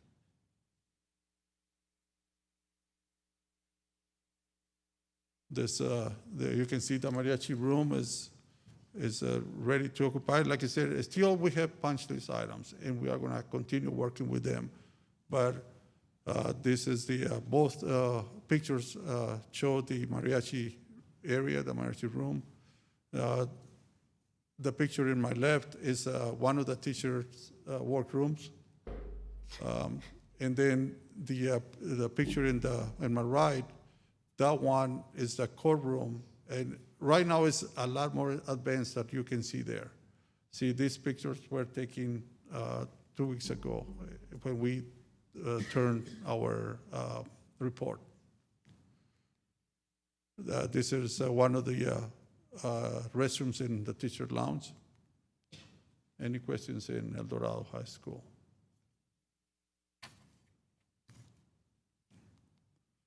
The next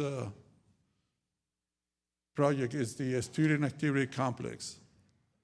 You can see the area that is close to the old SAC is going to be the press box, and we're going, then the one in the south that is to the left of the picture, that is the building where fine arts is going to be. Then the one in the bottom, that is the visitors side. All these areas we're working in foundations. Let me see if the picture in my left is the one that is the press box, and you can see the work that is done. That is the foundation work. Then the one in the right, on the top, is the fine arts building, and to the left of that picture is the visitor side. This is the piers. How we install the piers is the part of the foundation. Let me see if I have a better picture so we can show it. Well, this, if you see the picture on my right, to the right of this picture is part of the parking lot on the top. We are working on that area so we can turn it in before we start with football. Then in my left of that picture is the south parking lot. That one, we are working on all the utilities that are coming from next to the aquatics that are coming all the way to the new SAC. And that one, we're working with the contractor so we can get the area next to the tunnel because we need to drive the buses that drop out the students. I don't know if you have any questions with the SAC and the SAC project. Go ahead. Go back to the first picture you had of the overhead view. This one? No, the next one. There you go. That one? Yes, sir. Picture on the left. How much of that parking lot is going to be available in the fall? The parking lot that's available is the north parking lot. No, whatever. How much of the parking lot is going to be available Oh, when we you start want that having games number? in the fall? The number of parking spaces? Yes. I can give you that. I don't have it with Will me. the north parking lot be opened? The north parking lot, yes, sir. Will be opened in the Yeah, and then we're gonna have the the west parking lot that we are not touching it, and the parking lot that is in front of the aquatics. But I can send you a picture with the areas that are gonna be available and the number of spaces that we're gonna have. area.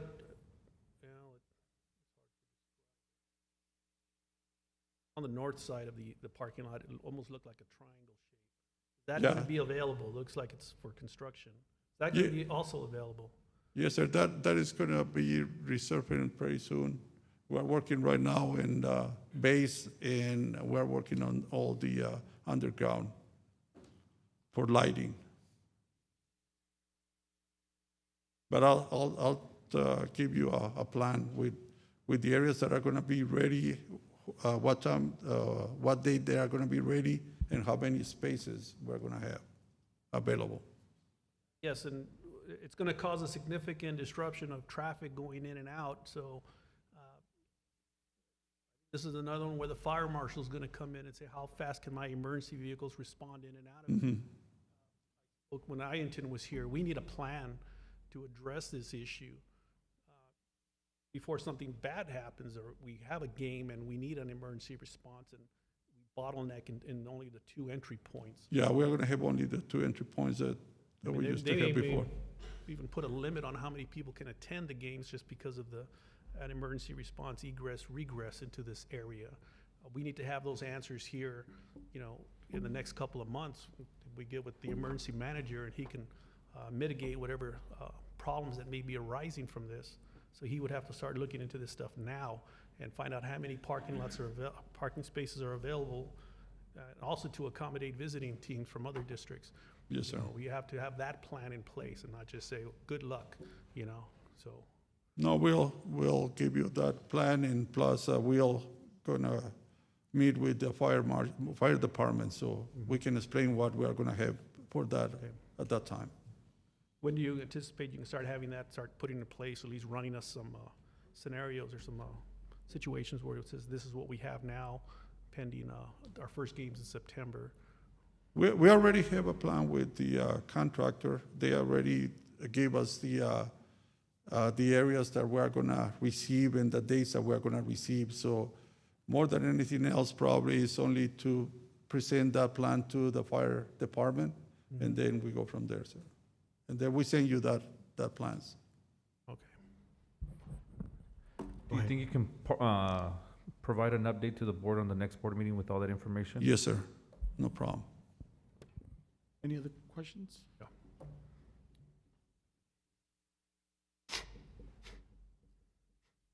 The next one is the support service and new technology building. That one, the only thing that we're working on is small items, the punch lists and some training that is left. We already have signed the change order. We didn't present it to you this board meeting because we're waiting for the last pay request. As soon as we receive that one, we are very confident that we are going to be able to present it to you in the next board meeting, and that way we can close this project.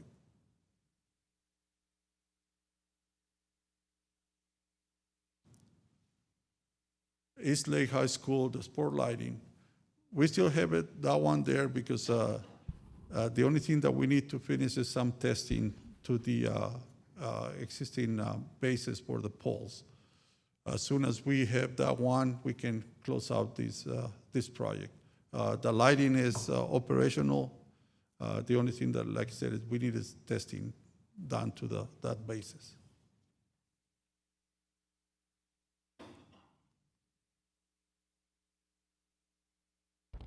The combo school. Yesterday we have our bond accountability committee meeting, and we walked the school. What we are planning to have is by the second week, at the end of the second week or beginning the third week of July, the occupancy. Can be sooner than that. We already have store the all the furniture for the administration area in the library. So as soon as the fire marshal let us start installing that one, that we believe that it can happen the first week of July. The middle school is really in good shape. Well, this is the area of the elementary school. This is the classroom areas. We have the library. In the library right now is where we have all the store, all the furniture for the administration. And then there's the stage where we have the meeting yesterday with the back committee. There's the kitchen area. We have all the equipment installed. The only test that we need to do is for the Ansel system that is going to happen at the end of this week.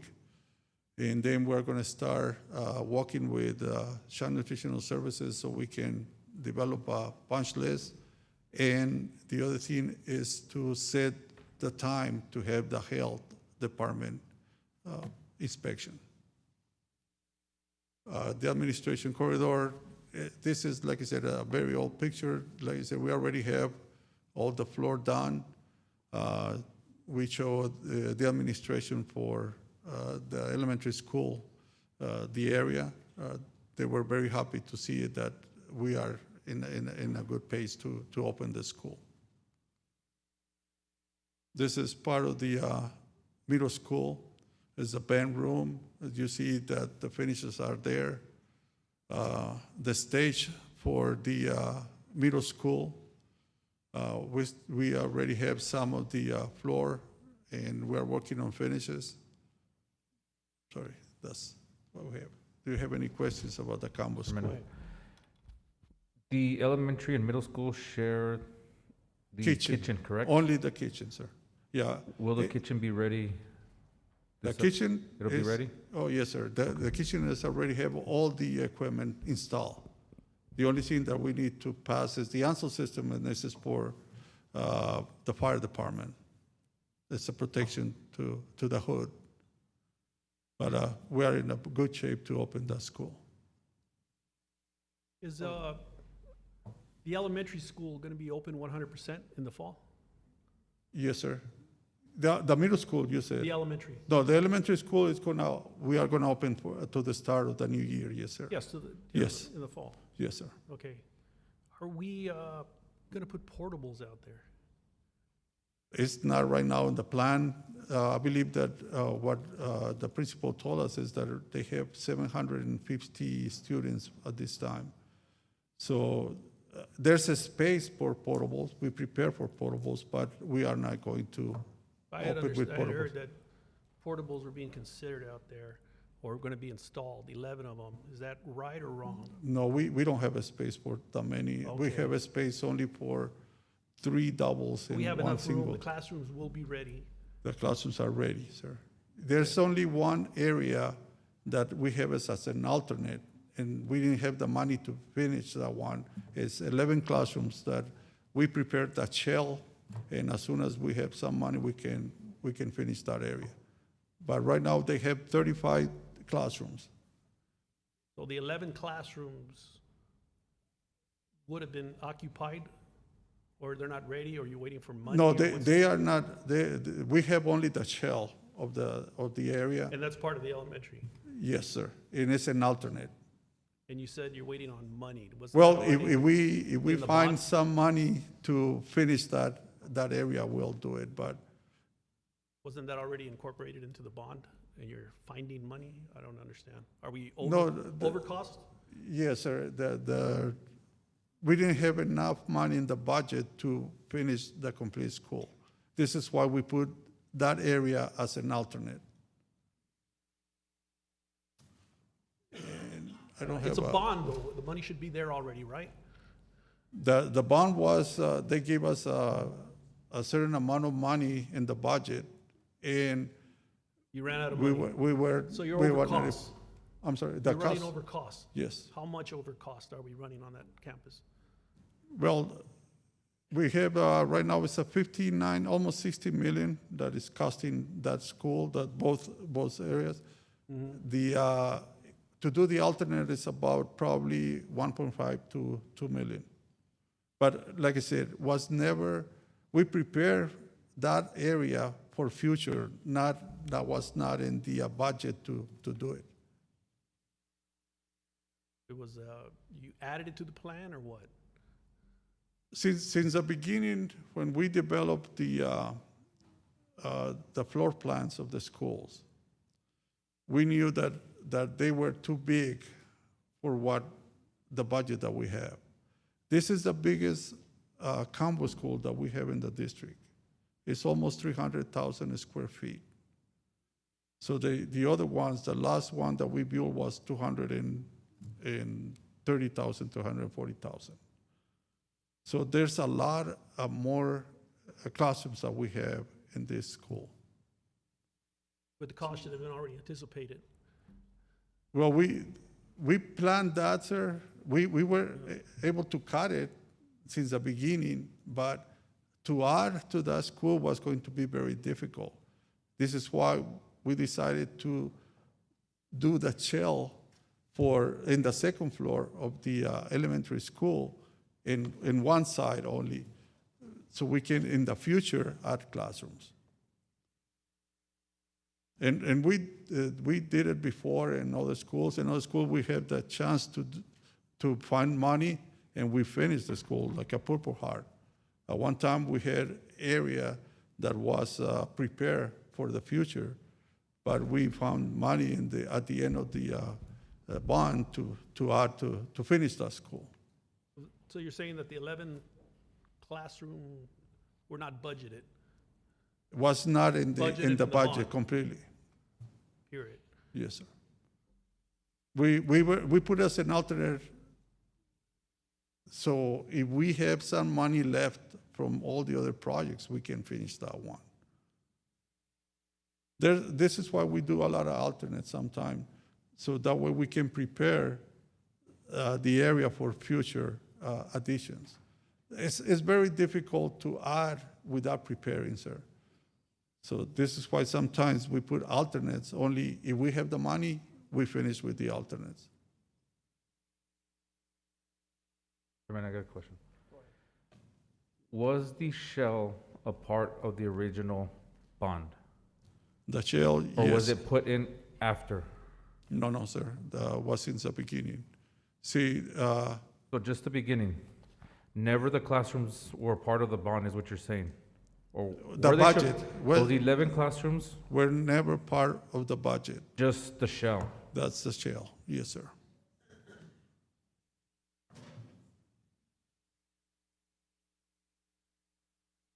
Any other questions on this?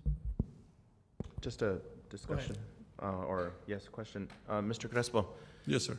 when you say finding money or leftover money, what you're really talking about is on many of our projects, we have contingencies Yes, sir. that are reserved in case we do have overages like a rainstorm, a flood, some type of event that is beyond our control that then allows us to complete the project. So we've got that money reserved. And so in instances when we don't use the entirety of that reserved, we can reapply that to other areas, Yes, sir. like completion of the shell of these 11 classrooms. Is that correct? Yes, sir. Okay, I just want to be Yes. sure that I understood because. Yes, sir. When we start closing projects and we present a change order, most of the time we have change order that give us credits. So we receive money, not money buckets, money that we didn't use in that project. So that come back to the money that we have available for anything else that we need.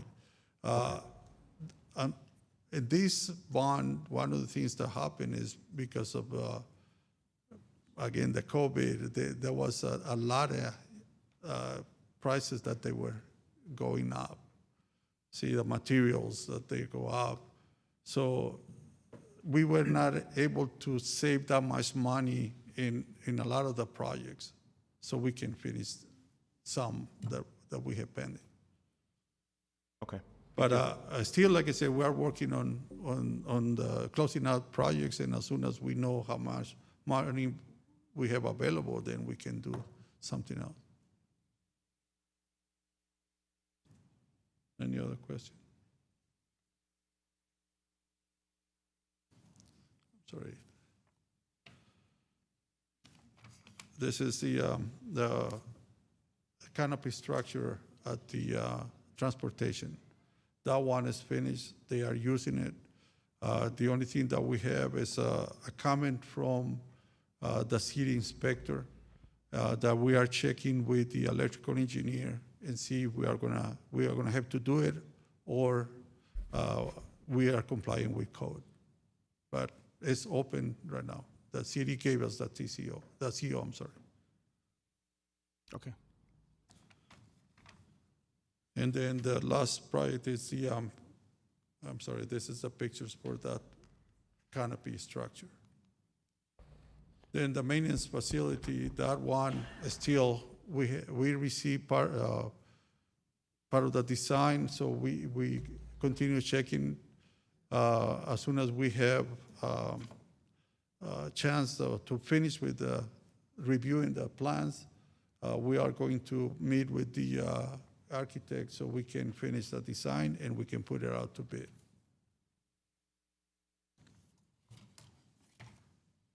That concludes the report. Okay, if there's no further questions, we will move on to item 7, public hearings. A.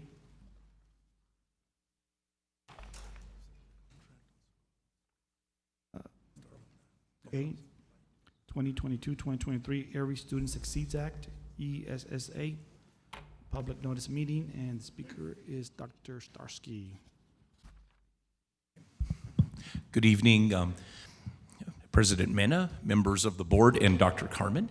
Okay, I'm happy to come here before you tonight to go over our annual public hearing for our Every Student Succeeds Act federal programs and how these funds are going to be planned to be committed in support of our district for the 2022-2023 school year. Again, we do this each year, and we talk about 5 different programs that we are eligible to receive funding for. And this isn't the ESSA, of course. This is ESSA, which is the current name for the Elementary and Secondary Education Act, started in 1965.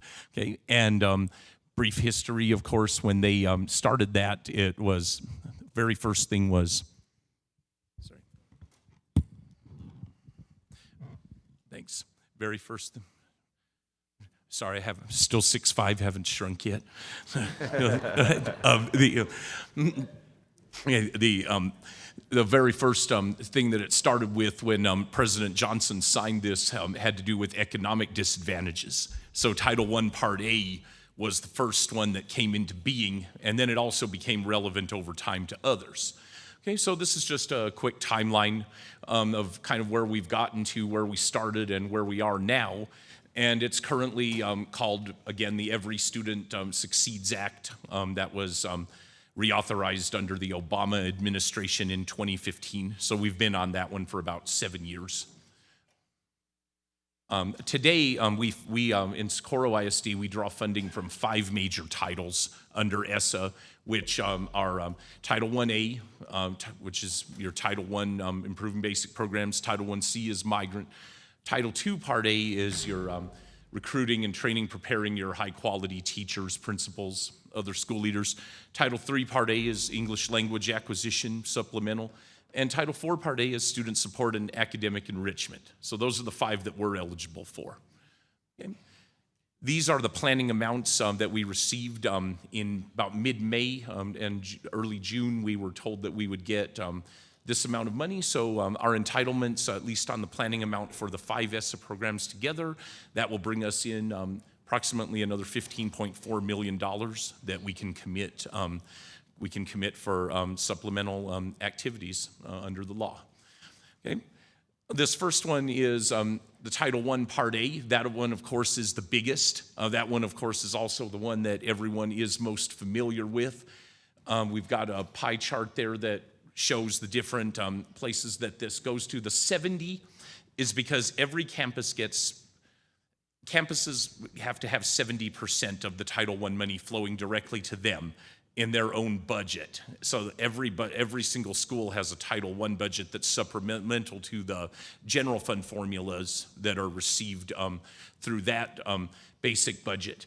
Now, it does say 70, but when we look at the parent-family engagement piece, the other instructional program piece, and we start to kind of move into things like that, the actual amount that really flows to the schools is anywhere between 87 and 89.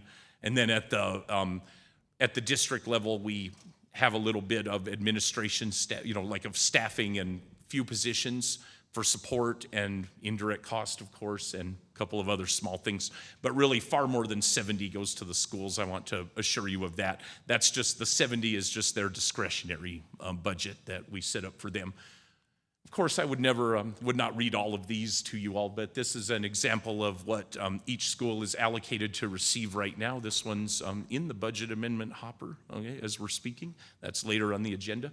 Okay, so of course we see the total allocation that each school is going to start with as of July 1st. So got your high schools right there, got your middle schools right there, got your pre-K-8 schools right there. Then we've got one set of elementaries right there. And then we have the rest of the elementaries right there. And that comes out to exactly 70%, okay, discretionary budget that goes out to the schools. Okay, so that's our Title I. Right? Title 1C, that's our migrant program. And what that is we identify students who are identified as being migratory, and we want to be able to help provide them with services, provide them with extra supplemental assistance to be able to succeed in school, to be able to also go to college, to be able to be successful, and to overcome any barriers that having that, that living that sort of life, sometimes it might not be very easy, and we make sure that we are providing said services to make sure that those barriers are lifted. So we do have a lot of payroll in that because we have some supplemental instruction, some extra duty tutoring, and we do have a migrant clerk that handles this compliance piece called the New Generation System, and also goes out and recruits for our students. So the budget for this isn't very large. A lot of it is that payroll, a few personnel that help us. Then we have a few supplies, not much technology, a little bit of instructional materials. Title II Part A, actually just to consolidate the public hearing, that's actually led by my boss. Okay, Ms. Borrego takes care of that, but I'm gonna go ahead and do this one really quick. We've got 9 instructional officers strong that she oversees out of Title II. And this is to increase student academic achievement and overall making teachers, principals, other school leaders like your instructional coaches and others like that more, they get more quality, more effectiveness, and then you get, ultimately then you're supposed to get more equity, as far as academic achievement. And a good way to do that is to have these instructional officers. Now, we actually, in academic services, have more instructional officers than that. These are the 9 that are out of Title II. And they go out to the schools and they provide a lot of professional development. They provide a lot of instructional support. They are out there all the time doing that, and it's to improve our leaders, improve our teachers, improve our classroom support. And then there's small amounts there that kind of go into staff development and things that are led that are pertinent to help with that. Okay, Title III, a colleague of mine that works with us, Veronica Reyes, she's here, but she handles Title III, which is the English language acquisition and language enhancement. Now, a lot of the time we look at that and it's like, well, that's bilingual education, right? Well, form of it, yeah, okay? But when we look at it, this is actually, you have your general basic instruction, then you have a PIC code that's 25, right? That's your state bilingual fund, like the general bilingual. Well, this one would be supplemental on top of that. So that's kind of like supplemental, like this is icing on the cake right here. So Mrs. Reyes works to ensure that this is meant to get high levels of academic achievement for our English learners and to be able to make sure that they can master all of the subject matter just like everyone else. Okay? And this funding is built for that. We have a lot of instruction, a lot of professional development is in that, as well as a lot of instructional materials and technology. And then we have Title IV, which is our student support and academic enrichment. You've got well-rounded educational opportunities, safe and healthy, students being safe and healthy. Also, effective use of technology. It's not necessarily just buying technology. It's more an innovative way of implementing technology. We've looked at some software programs, that sort of thing.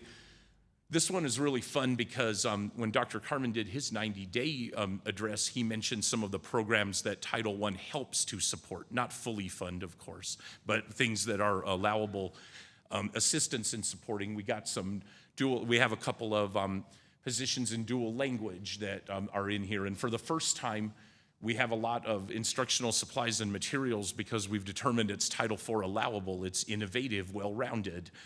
The STEAM Academy and the Fine Arts Academy that are going to be at Escontrias and Paso del Norte, we, Ms. Borrego and Mr. Ressa and I, and at Dr. Carmen's direction, worked to ensure that we could allowably include a significant amount of funding to go into those to get those started. Okay? And we still have our dual language program, which of course is expanding. We support that through here. And we also support many of our early college initiatives, and our early college advisors are being paid out of this way. And we also have things in here, like for fine arts support, like the fine arts summer academies and that sort of thing that were just taking place. That was on Twitter a lot. Okay? We actually help with that with Title IV. So of those 5 in general are where we're going, and what we're always happy to say is that we stick between the formulas, we stick with what's allowable, but what we're always trying to do is to use things where we can to make sure that we support, make sure that we innovate, and make sure that we are able to make use of this money in supplement to our general budget, which Mr. Ressa will get to with us in a different item.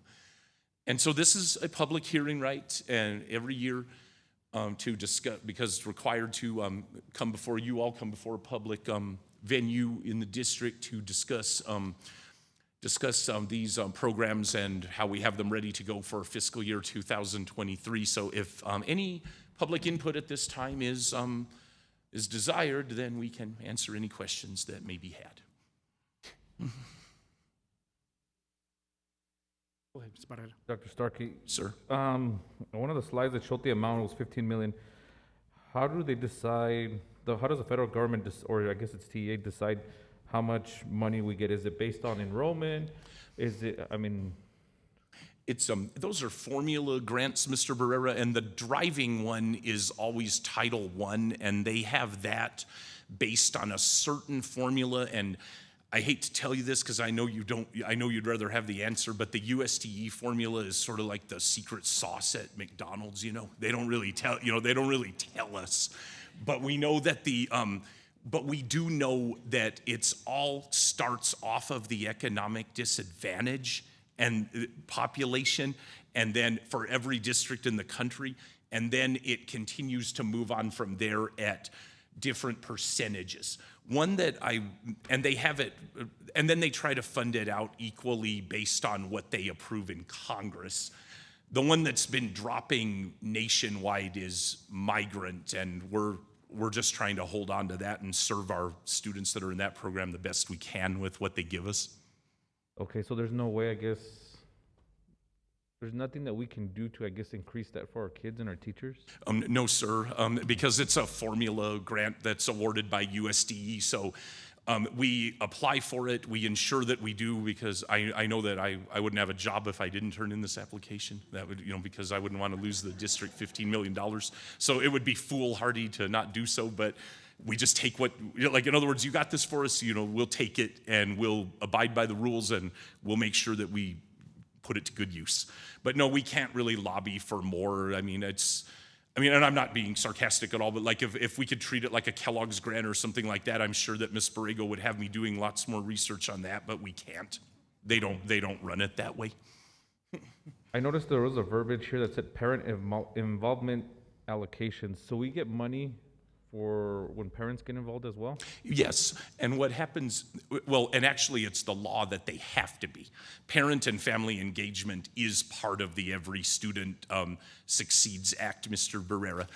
And what it actually says is that we have to spend, and this one is always interesting, I always have to make sure I say it right, 95% of 1%. So in other words, 0.095%, 0.0095% actually has to go to a parental engagement component.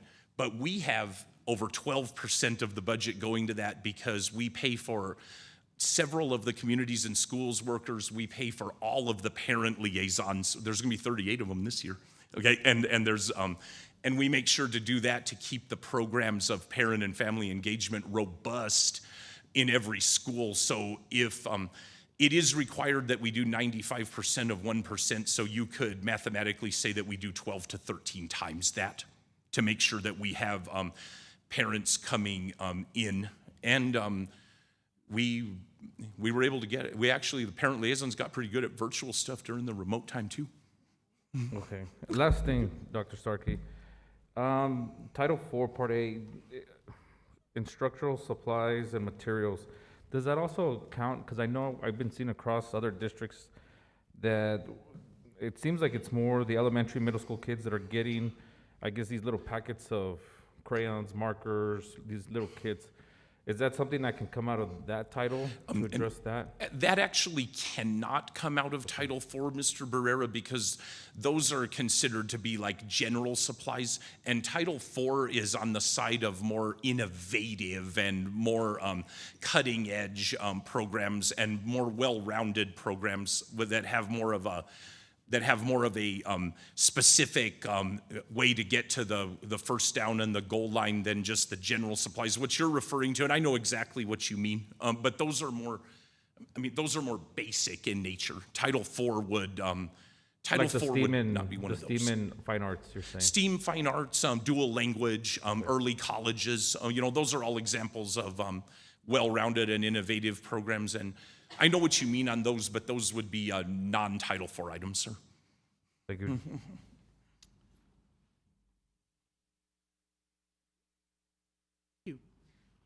Thank you very much. Okay, we'll proceed with item B, proposed 2022-2023 school district budget and discussion of proposed tax rate. Presenter Tony Reza. Sure. Mr. President, I just want to Yes. reiterate on the last item. It was a public hearing, so if there's any members of the public who wanted to speak on that item, we should entertain that opportunity. Yes, at this time, if there's anybody from the public that would like to talk about the last agenda item that Dr. Starkey presented, at this time, you're welcome to speak. Okay, with that said, we will, come on. Okay, Tony, you can go. Yes, sir. Sorry. So, President Mena, Dr. Carmen, members of the board, tonight the administration is conducting a public hearing on the proposed budget and the tax rate for the 22-23 fiscal year. The date and time of this hearing was published both in the El Paso Times and the West Texas Courier as required by state statute. The purpose of which is to provide the public with information on the budget and the proposed tax rate, and to allow the stakeholders of the district to provide feedback to the governing board. We will now move over to review the revenues that comprise the preliminary budget that will be recommended tonight under new business. So with respect to the general fund revenues, they're based on the following revenue assumptions: that the district property values will increase by 10.56% from the prior year for a projected taxable value of $13.1 billion. That our projected average daily attendance will increase by 1% to 44,529. That the values used by the state to determine state funding will be $13.5 billion, and that there will be a tax rate decrease in the maintenance and operations tax rate. So you have before you the items, the major budget drivers in the general fund budget. What we have is a commensurate general pay increase of 5% for our teachers, nurses, librarians, and counselors, as well as for all other job classes. We have an increase in the minimum wage of up to $12 per hour for those impacted employees. We also are including a $1,000 retention payment for all eligible employees to be paid out of ESSA. So this is not out of the general fund, but it is out of ESSA, and it's part of our compensation proposal that the board will vote on later tonight. Staff positions for Ben Narbeth Elementary School, additional instructional positions for the special education program, 7 additional police officer positions, funding to provide laptops for the incoming freshman class, funding for the dual language and the elementary academies, startup funds for Eastlake Middle School, and finally, replacement of 3 artificial turf fields. The slide presents the revenues associated with these 3 funds to be adopted. As you can see, the general fund has $461.7 million in revenue. We will be using $19.2 million in fund balance to balance the budget in the general fund. The majority of the revenue funding in the general fund comes from the state, which is almost 68%, and local revenues comprise 25%. The child nutrition program is projected to generate $34.3 million in revenue, and we will be using $528,000 in fund balance to balance the budget. And the debt service is estimated to generate $64.2 million in revenues. So in sum, the total revenues will be $560,379,893, with a total fund balance amount of $19,733,586 to balance the budget of those three funds. This slide represents the manner in which the board will adopt the budget by fund and by function. So the funds are represented by the column amounts, and the functions are represented by the rows. The major funds to be adopted by the board under new business will be the general fund, the child nutrition program, and the debt service fund. The total amount of these 3 combined budgets is $580,113,479. This is a $4.1 million increase from the current revised budget of fiscal year 22. Now presented here is the tax impact on the average resident of the Socorro Independent School District. And as you can see, the district is proposing a tax rate decrease of 2.3 cents, a little over 2.3 cents. However, because there is an increase in the average taxable value of the average homeowner, this increase in values is resulting in an increase in the property tax levy of $96.53. Now, the public needs to keep in mind that the average taxable value is set by the Central Appraisal District and is a function of the market. The Board of Trustees here has no control over these values. They only can control the tax rate that's going to be adopted by the district. And currently, we're looking at a tax rate decrease. Also, please note that these figures are using preliminary values so that when we receive our certified values in late July, this may result in a slightly lower tax impact for the average homeowner. Finally, as you can see listed at the bottom is the district's voter-approved tax rate. This is the highest rate that the Board of Trustees can adopt without holding an election. So President Mena, are there any questions? This is my presentation for the public Any hearing. questions at this time from the board? So we'll need to solicit public input, sir, on the budget and tax rate. Okay, go ahead. So I guess if anybody in the public is interested, they Yes. can stand up to the Is there podium any- and provide their feedback. Anybody from the public that would like to talk on this item? Okay. At this time, Thank you, sir. thank you, Tony. Okay, we will move on to item 8, consent agenda. Is there any items to be pulled? Mena?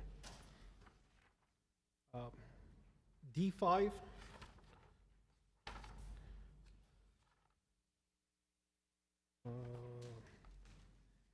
E6B. E6B? Yes. And E7.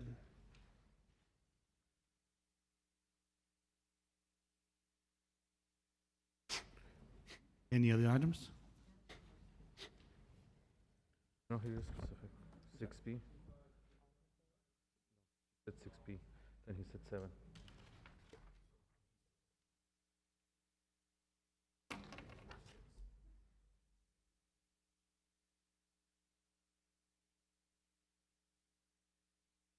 Yes. Which one's on D5? Whether it falls under D5. You're going to present that? I'd asked for information back at the Finance Committee meeting on these extension. Wait, Sorry, go ahead. Oh, I'm sorry. Hang on, we need to approve it first. Oh, the rest of it, sorry. Yes, we need to approve this first. Any other items that need to be pulled on consent agenda? 8C. 8C. Anything else? Which one? Yeah. 2. 2? 8C2. 8C2? And what else?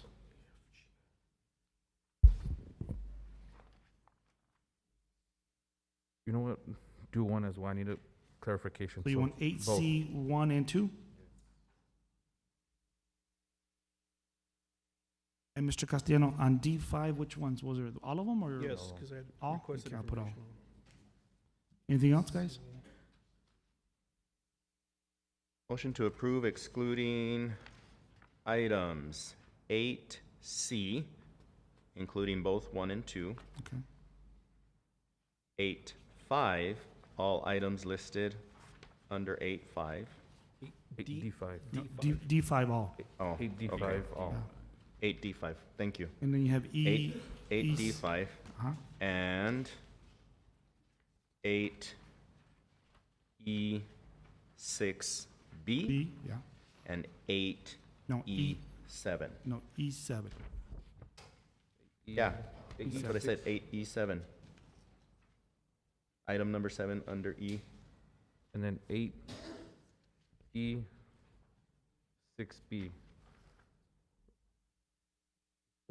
Yeah, here I said that one. Okay, do I have a second? I have a second. Okay, so I have a motion. I have a motion by Mr. Nakira and a second by Mr. Morales. All those in favor? Aye. Motion carries. All those against? Motion carries. Okay, at this time, can I have Mr. Reza? 5 all. Yes, sir. 8C. Which one is With respect to 8C. C, 8C? 8C1, right? 1 and 2, yeah. So Mr. Barrera, with respect to 8C1, those are the amendments that we're completing for this fiscal year, which is a period of July the 1st, 2021 through June the 30th, 2022. That is our fiscal period. And so those are the year-ending amendments that we're doing to close out the year. Okay, so then it's probably going to be 8C2. Because on the previous slide, you said there was 3 artificial turfs and they were being replaced. And then I went to page 73 and it indicates that there is 4. I just want to make sure that there's Yes, a sir. clarification. Yes, sir, because the 2020, the C1 refers to this fiscal year, and we did do an amendment for 4 artificial turfs, and that's what the board approved to go with Hellas, number 1. And so what I mentioned was the budget for next year, which you're going to adopt under new business. Okay, got it. Just wanted that clarification. Thank you. Yes, sir. That's it. Yes, Okay, that motion was to it. approve 8C 1 and 2. Second. So I have a motion by Mr. Barrera, a second by Mr. Nájera. All those in favor? Aye. All those opposed? Motion carries. Okay. Next item was, so we got that one taken care of. So 8D5. yes. Yes, sir. Mr. Castellano, I apologize. I know that you requested this information. I believe I understood for like next time, but I can certainly get that information. I think you're asking to see what are the expenses that we are incurring for these particular items since we're Yes. doing extensions, so to speak, right? Yes, I asked and- that at the Finance Committee. You did, sir. And I know you asked for a specific couple of ones, but then I understood that in the future, when we had our Finance Committee meetings, we would be providing the expenditures for these particular extensions at that time. So I don't have that right now, but I can certainly put it in the Friday packet and make sure that we endeavor to ensure that we provide this information with you for the board as a whole in the future. And then we can- Yes, because these contract extensions, we want to know if we're getting, are they efficient? Are we doing the right job? And you bring it before the board. Yes, sir. And we can understand that the money's being spent, and if there's surplus or what's going on, do we need to find another company? Yes, sir. But So we'll we don't have that information to make the decision.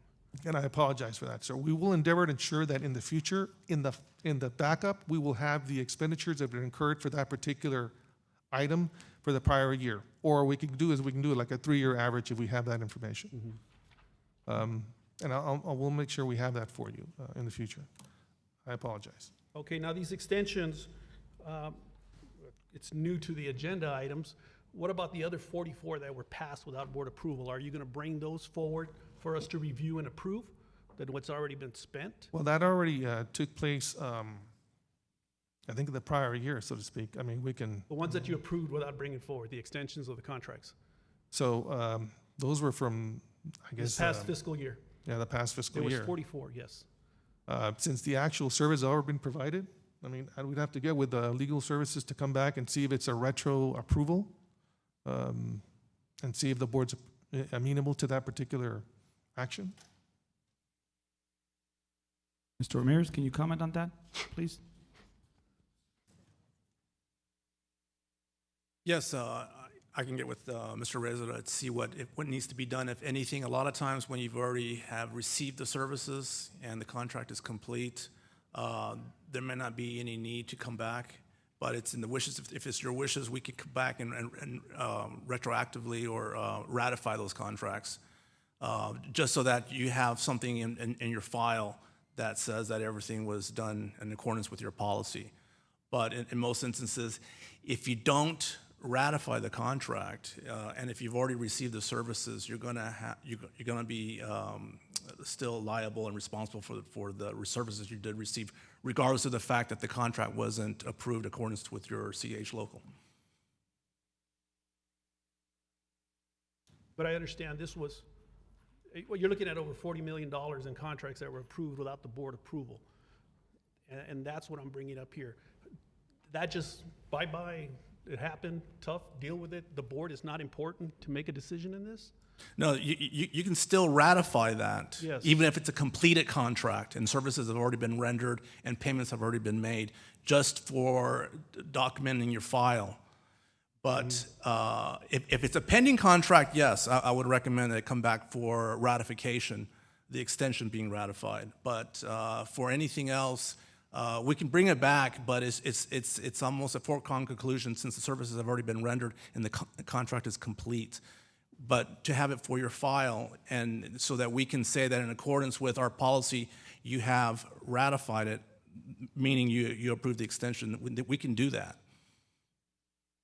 But what I'm saying is that if you choose not to ratify, which is your prerogative, it won't change the fact that you already received the services and you already paid for the services. That can't be undone.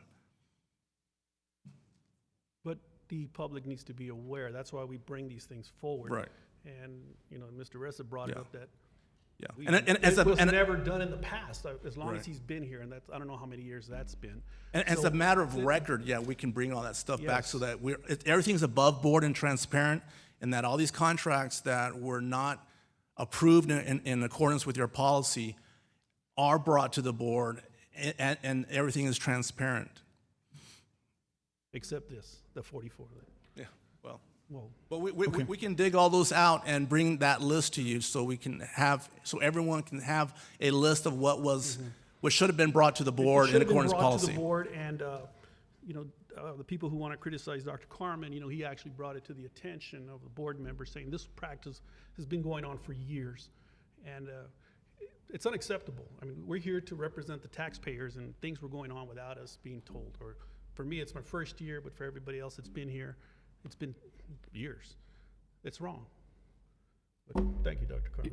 Would it make more sense, excuse me, if the services have been received already and payment has been made, bringing us information only, no action? Yes, yes. It's a prerogative of the board. If the board wants to take official action to ratify it, just so that we can have the transparency that the policy has been followed, that's that option. The other option is to bring it for information, especially since the contract is complete. Right. Okay. Thank you, sir. Mr. Vena? Go ahead. Dr. Carmen, can we just get a list of the 44 agreements that are being referenced to, along with, what the auto renewal is? Because that's what these are. These are auto renewal contracts, along with what the expiration date is. I mean, some of them over the course of the next year, because the auto renewal policy or the auto renewal stipulation in the agreement is a year, some of them will come back. Some of them may have renewed for a little longer than that, but that way we have a complete list of the 44 that just auto renewed, and then at that time we can, determine what needs to be done, whether we need to bring them, whether we need to take the deliberate action to exercise the renewal over the course of the next year, even though the extension was for 2 or 3 years, or that way we also know that, okay, this was just a 1-year renewal, so we're going to see it in the next coming year on whatever date. But that way we have track of those 44 contracts. And now the practice has changed, so we'll also see anything else that happens to be coming up. Yes, sir. The 44 went out in a Friday packet 5 or 6 weeks ago. Yes, sir. We can certainly resend that. I think the term is included there. The term of the extension is part of that spreadsheet we sent out, but we can certainly resend it so it can be reviewed. Yes, sir. Go ahead. I think the thing that also concerns me is with the previous attorney that we had, it was just the same thing for years. It was just like, I guess, an auto renew, and if it's over 100, it's not coming to the board. Are we also looking for new vendors that could provide the same quality of service, maybe at a cheaper cost, trying to save the taxpayers and the district money, instead of just, all right, well, they can do up to 5 years, we're just gonna go with it and do 5 years? So, Mr. Beneda, we send out to multiple vendors. We usually, some of our bids, we send out to maybe 200 to 300 vendors nationwide to see if they'll submit proposals. Sometimes they do, and we might get like maybe 20 back on a particular proposal. But as we know, if there's new vendors, we certainly will reach out to them. What we're trying to do is, and we certainly use what we call ironware software to be able to make sure that electronically vendors can look at our bids and they can go ahead and submit proposals. To the extent that we try to reach out to new vendors, we'll look to see if there's maybe additional ways of doing that other than what we've done in the past. But just as an example, on 8D5A, Automotive Services, RFP number E1939, that's not just one vendor. There's a number of pages, a list of vendors that the district can then choose from once the board approves these extensions. So then that gives administration the opportunity to do some price checking. If we have 2 or 3 people who are supplying the same type of supplies, we're talking about tires, whatever it may be, they can call and get the best price because they're board approved under that RFP. Okay. Just some of these were single vendor contracts, these extensions here that are Some. listed. Yes, some were listed. Yes, sir. And again, that was the selection of the initial bid. Again, when we do the initial bid, we'll inform the board it's maybe a 2-year bid with 2 1-year extensions. That's part of the backup that's there. And sometimes the committee will select one particular vendor because they have to offer the best value. Some are multiple vendors. It all depends on the commodity and what that bid is.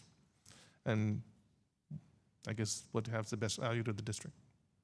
And I myself have been here for a year, and I just want to make sure that we're doing right by the public and making sure it's just not, especially, and it's, Dr. Carmen is right, it's just more with the single vendors. I think that's what I'm calling into question here. Yes, sir. So. We'll see what we can do about maybe encouraging certainly the committees to maybe select multiple vendors as opposed to just one particular vendor. Okay. Okay, guys, well, that's it. Do I get a motion? Motion to approve. Okay, Second. I got a motion by Mr. Castellano oh, I'm sorry. Did you have? Motion to approve item 8D5, right? That's It what we're talking was. about. Yes. Yeah, that's what we're talking. Yes. Whole item. The whole. Yes. Okay. We get a second? Second. You second it? Okay, so I have a motion by Mr. Nájera and a second by Mr. Castellano. All those in favor? Discussion? Discussion? Yeah, just one more item. Dr. Carmen, I'm hoping that we're going to see RFP or bids for each of these items about 6 months in advance of their contract termination date, as we did with our legal services, right? For consistency? We can place all of them on a separate timeline. We can certainly look at our purchasing calendar. I think it's important also to keep in mind that sometimes the necessity dictates that we use a cooperative just because of the fact that there's not enough time. But whenever we can, we have certainly calendar bids that we have, Mr. Nakada, that we certainly know what's coming up. There might be some items that come at the last minute, and that's why you'll see some purchasing cooperatives that we're using as opposed to bids. So the cooperatives allow us that flexibility to do it if it's a short window? I'm sorry, sir? Can you say that The again? cooperative allows Yes, us sir. that flexibility in case there's a short window? Yes, sir. And again, the emphasis being that if it's $100,000, we bring it to the board for your review and your approval. So, and I think you'll see it because it's the beginning of the school year, there's some needs and some time issues that we have to address. Now, one more thing. Not every item requires 6 months, right, or a year advance. Some can require 3 months, just depending on the type of vendor? Yes, sir. Okay, thank you. Yes, sir. Any more comments, discussions? Okay, so I have a motion on the floor. Mr. Nájera and a second by Mr. Castellano. All those in favor? Aye. All those opposed? Motion carries. And our next item was, I believe, was E6B.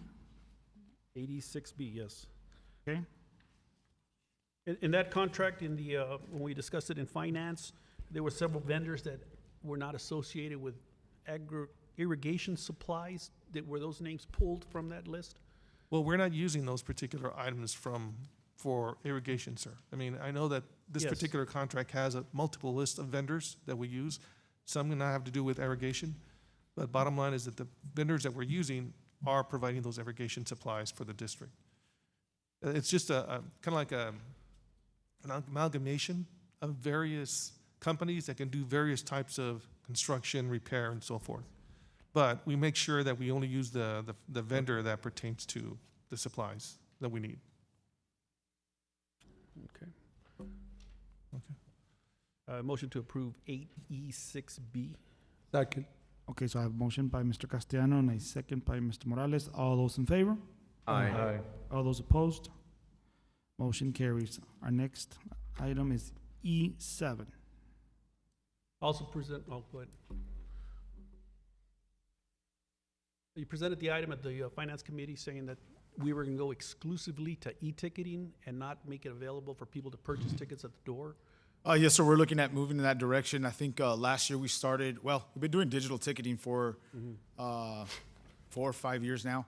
Last year we tried to move towards moving exclusively to online tickets. We made a lot of progress. Some neighboring districts are doing the same thing, and we want to look at being a little bit more efficient and going to exclusively online tickets. Were you going to allow for purchases at the door where people don't want to put the app on their phone or pay the $1? There are some 50? walk-up opportunities, not cash opportunities, but there are some walk-up opportunities that we can help with our fans. They will be available or they can be available? The service provider does have some walk-up capabilities that we can utilize.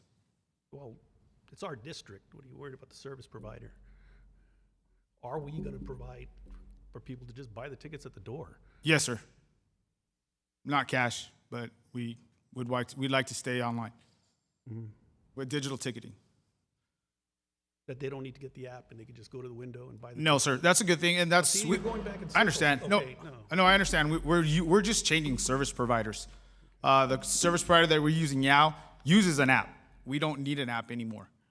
We can do it purchase a ticket in a different way. It's just what you said. You asked if they need an app. They don't need an app. They can go to our website. The box office is on our website. They can access the game that they want to go to. And the really nice thing about it is the redeeming features.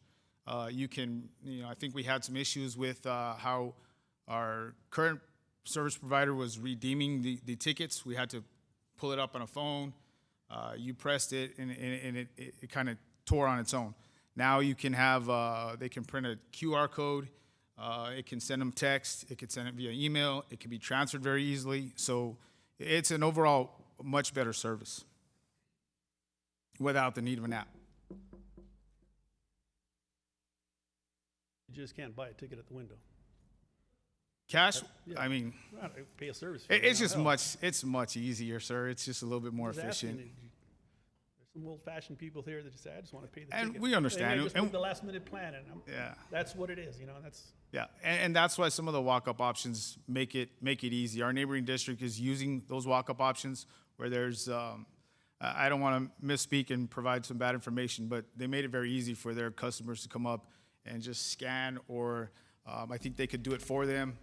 They run their card or however they did it, and that was how they handled their walk-ups. We don't want to turn anybody away, and of course we want to make sure we provide every opportunity for everybody that wants to go to the game. So I think even towards the end of the year last year, when we were trying to phase out the cash option, we still provided some opportunities for people and did everything we could to accommodate everybody that wanted to go to the game.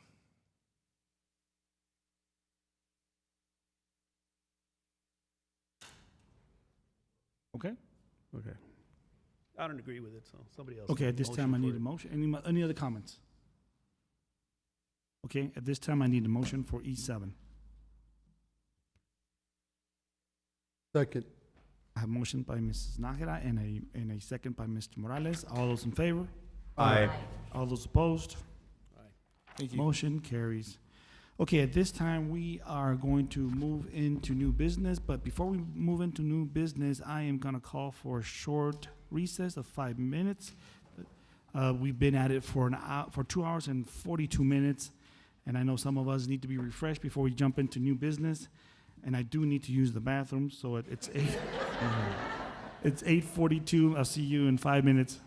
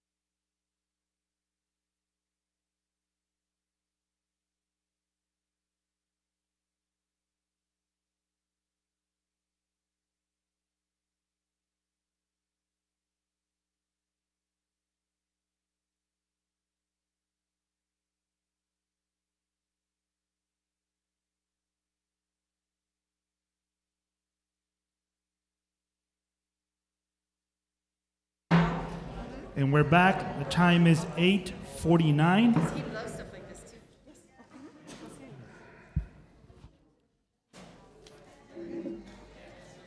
Okay, if you guys can please take your seats. We will begin with new business, item number 9. 8, consider approval of additional professional contract recommendations for the 2022-2023 school year. Mr. Redlinger, go ahead.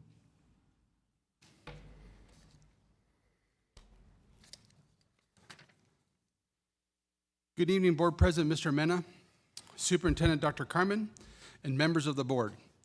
My name is Mr. Thomas Redlinger, Human Resources Director for Employee Relations. On behalf of Dr. Angela Gonzalez, Chief Human Resources Officer, administration recommends consideration and approval of the additional 2022-2023 professional contract recommendations for teachers, librarians, nurses, counselors, speech-language pathologists, therapists, and educational diagnosticians. This information has been verified by the Department of Human Resources and was presented to you in your weekly packet. Administration recommends consideration and approval of this item as presented. Motion to approve. Who second? So I have a motion by Mr. Nájera and a second by, who was it? Mr. Guerra? All those in favor? Aye. All those opposed? Motion carries. Next item. Good evening again, Board President. I do have 2 speakers to speak on that first. I have Mr. Tommy Hill for 9B.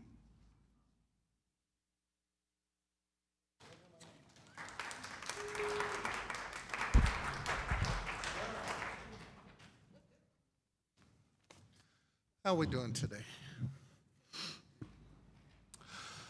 Okay, on this TASB, we really need to, before we get into anything, we need to get rid of the compression. It needs to be done.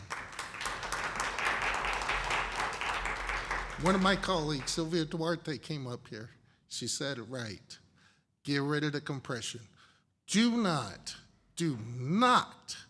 take away our seniority. Keep our people here. I went up 30 seniority spots this year, and that's just because I wasn't one of the last people. We went through, in transportation, just in drivers, changed over 40 drivers this year. That is the most we've ever done. And if we have compression here, it's gonna get bad. We need to keep them. So with that said, do we all want a 10% raise? Yes, we do. Can the district do it? It's gonna put the district in a bad spot. We're requesting a 6% raise. Whatever you guys decide for the administrators, that's up to you. But we're requesting a 6% raise off the midpoint for employees. $2,000 bonus. We would like to get the first 1,000 of it in the August 15th paycheck for salary being in a month. And there's a reason for this. Whenever you're not working in the summer, especially with gas prices at $5 a gallon, when you come back to work, you are struggling.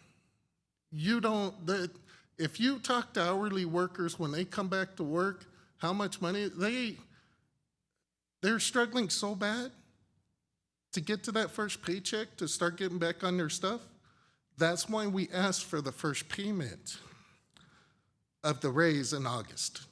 The second payment, we could do November, but please, we need it in 2 payments.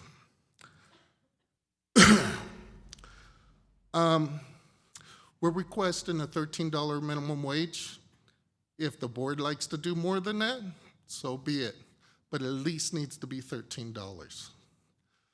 We had people this year still making $7.25 an hour.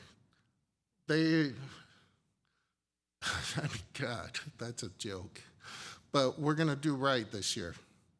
And the $13 will be the first step to doing the right thing. And that placement scale, that needs to be done. We need to have that placement scale. I'm almost done. Adjustments for exempt employees, for hourly exempt employees. But we need to have that placement scale. Thank I'm you. done. Thank you, Eddie. Thank you so much.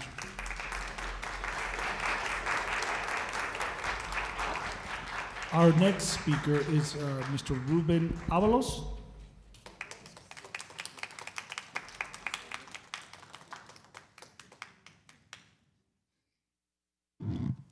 Good evening, President Mena, members of the board, and Dr. Carmen. My name is Ruben Avalos. I am the Secretary and Treasurer for Socorro American Federation of Teachers. For the last few months, our president has spoken to you about the long overdue respect issue. You have also heard from over 6,000 employees through emails, letters, and personal testimonials. Tonight, I want you to reiterate the urgency and seriousness of a substantial raise for Socorro Independent School District employees. Despite overwhelming workloads and low pay, some employees are still making poverty wages. Our teachers and support employees continue to struggle and keep in full swing to make SISD the exceptional district that it should be, and it is. Reports show that the key driver for teachers and support employees to call it quits is their pay. Support employees are leaving their jobs for jobs paying a minimum wage of $15 per hour. Teachers are looking at neighboring districts offering $10,000 bonuses, 6% pay raises to include at least 2 retention bonuses. We need a meaningful pay raise that shows value and all employees true respect. We urge you to take our pleas into consideration and vote for what SISD employees deserve. One that will show our employees just how much our school board and our district values them. Thank you. Thank you. Okay, Mr. Redlinger, at this time, consider approval of the 2022-2023 Employee Compensation Plan. Mr. Redlinger. Good evening again, Board President Mr. Mena, Superintendent Dr. Carmen, and members of the board.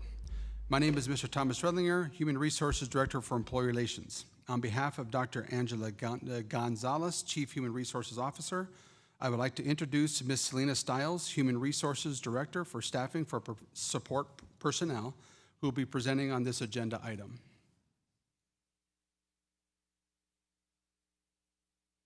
Good evening, President Mena, Dr. Carmen, members of the board. I'm Selena Stiles, Director of Human Resources for Support Personnel, and I'm here this evening to present the proposed compensation plan for the 2022-2023 school year. Administration recommends a 5% increase off the calculated midpoint, inclusive of the step for employees paid on the teacher and counselor salary schedules. This includes teachers, nurses, librarians, and counselors. Our current teacher salary scale comparison for the 2021-2022 school year, as you can see, I have us in blue and Isleta and El Paso in gray. We were definitely above EPISD at the 0, at the 5, at the 10, at the 15, 20, and 25 mark. Isleta did, their starting rate is always a little bit above ours. They like to wait till we approve things and then approve after. 5, we were above them. At 10, we're above them. At 15, we were above them. At 20, we were above them. And at 25, we were also above them. For the 22-23 school year, unfortunately, I was not able to get their proposed salary scales at the moment. I know Isleta's board meeting is tomorrow, and if I'm not mistaken, El Paso's is Thursday. So I went ahead and I put the teacher salary scale for the 22-23 school year for Socorro ISD with the 5% increase, but I did still include Isleta and El Paso's. And just to give you an idea, at the 0 years, even with the current pay scale that EPISD has, it would be a significant increase to surpass our starting rate. This is the current district and employee contribution comparison. As you can see, our district does contribute more towards the employee benefits in comparison to Isleta and El Paso, and our benefit packages are more affordable. The total comparison for the 22-23 school year, again, I am using Isleta and El Paso's 21-22 school year, but I'm incorporating the district contribution amount, the $6,900, just so you can see what the total compensation package cost is per step at the 0, 5, 10, 15, 20, and 25 in comparison with Isleta and El Paso. This is what it will look like if we go with the 5% in comparison with Isleta and El Paso. Again, I'm comparing the 21-22 school year. For all other pay families, administration recommends a 5% increase off the midpoint. That is using the TASB salary study proposed salary scales for paraprofessional, clerical, and instructional, including TIAs and pre-K supports, auxiliary, including temporary crossing guards and temporary cafeteria monitors, technology, employee health clinic, the police services, and administrative employees. In addition to the 5% proposed salary increase, employees will receive a $1,000 ESSA one-time lump sum retention payment. Employees in the categories of teachers, counselors, nurses, librarians, paraprofessionals, the clerical and instructional, to include TIAs and pre-K supports, auxiliary, including temporary crossing guards and temporary cafeteria monitors, technology, employee health clinic, police services, and administrative employees will qualify for the $1,000 ESSER one-time lump sum retention payment. Administration recommends approval of the 2022-2023 compensation plan. Motion to approve a 7% midpoint increase off respective pay scale, minimum starting pay of $12, and a $2,500 ESSER retention payment to all eligible employees. Second. Can you repeat that, please? Again? Can you repeat that? Sure. 7% midpoint increase off respective pay scale, minimum starting pay of $12, and a $2,500 ESSER retention payment to all eligible employees.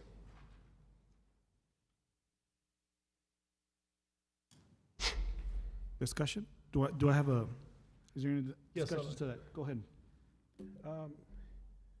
The minimum pay for the employees, they've been sitting down at the low wages for, since 2007, that was set by the federal government, and we haven't shown them to keep up with inflation. They're so far behind inflation that I don't know how they can survive. We need to show the respect for them. This is one time we have a chance to bring them up to a decent wage where they can actually live and have options and not just say, do I eat today or do I put gas in the car?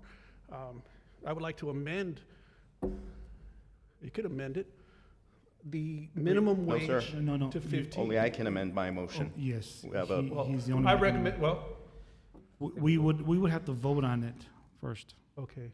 Okay?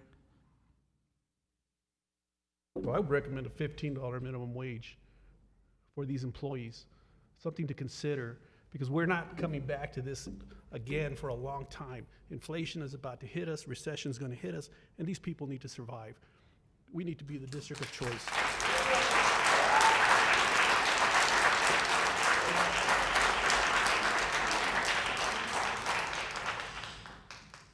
Any other comments? The 7 or the 2,500, we do need to take care of the people on the low end of the wage scale. Okay, we're still open for discussion.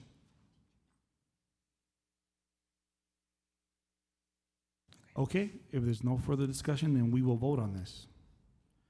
So I have a first by Mr. Nájera and a second by Mr. Guerra. All those in favor? Aye. All those opposed? Aye. Aye. So I have, how many people, raise your hand if you voted for it.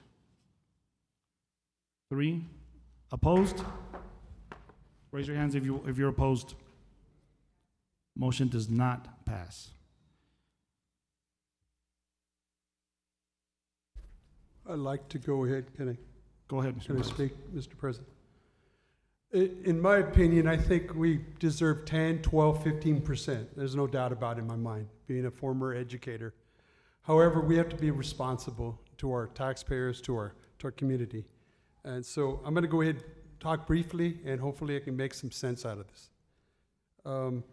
First of all, justification for 7%, that's, we have a recommendation of 5%.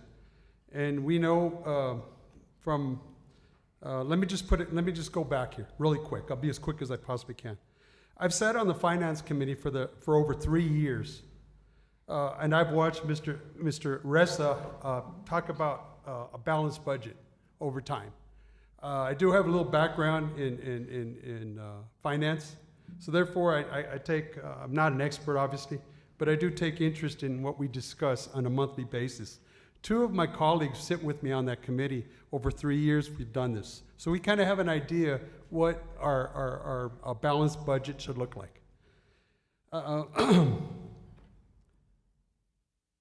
The TASB study was conducted to ensure that we are meeting a state standard for a compensation plan to offset inflation. We have a budget of approximately $470 million that we work with annually. An annual audit normally is required. Am I correct, Mr.? And what that audit does is it keeps us in check. It gives us an opportunity, or the auditors come in and they got to make sure that we are spending our hard-working dollars, our taxpayers' dollars, in the appropriate way. I'm going to be as quick as I can. I'm trying to get to the point here. Also, the state regulates how our funds are allocated to the appropriate departments, appropriate funds, and programs. It's our responsibility to our taxpayers and our community to be conscientious as to how we spend our hard tax dollars. Any raise must be sustainable over the next few years. That's one thing I learned about Mr. Tony Resta. I want to call him a doctor, but I'm quite. We have to sustain a raise. Honestly, I'd like to see 10, 12%. There's no doubt about it in my mind. We deserve it. Our teachers deserve it. Our employees deserve it. But is it realistic? I don't think so. And I know that for a fact because, like I said, we talk about it monthly, and we have to understand how our budget is balanced and the responsibility we have to the state and to our constituents. Initially, my thought was to propose a 10% pay raise, 5% this year, 5% next year, which I saw a sign here a couple months ago stating that 5 plus 5 equals 10. Everybody would be satisfied with that. However, we're talking about today, 5%, next year, 5%, and that equals 10. So, but I thought about it a little bit more in depth, and I thought possibly a 6% pay raise would be appropriate, and something that we're going to have to work on to try to make sure that we can balance our budget. Am I correct, Mr. Ressa? Also, we should raise our minimum wage to $13 an hour, and we probably should do a 5% for administrators and 4% for our, let's just say, our cabinet, our officers, our assistant superintendents, and our I believe, chiefs. Yes, sir. Thank you.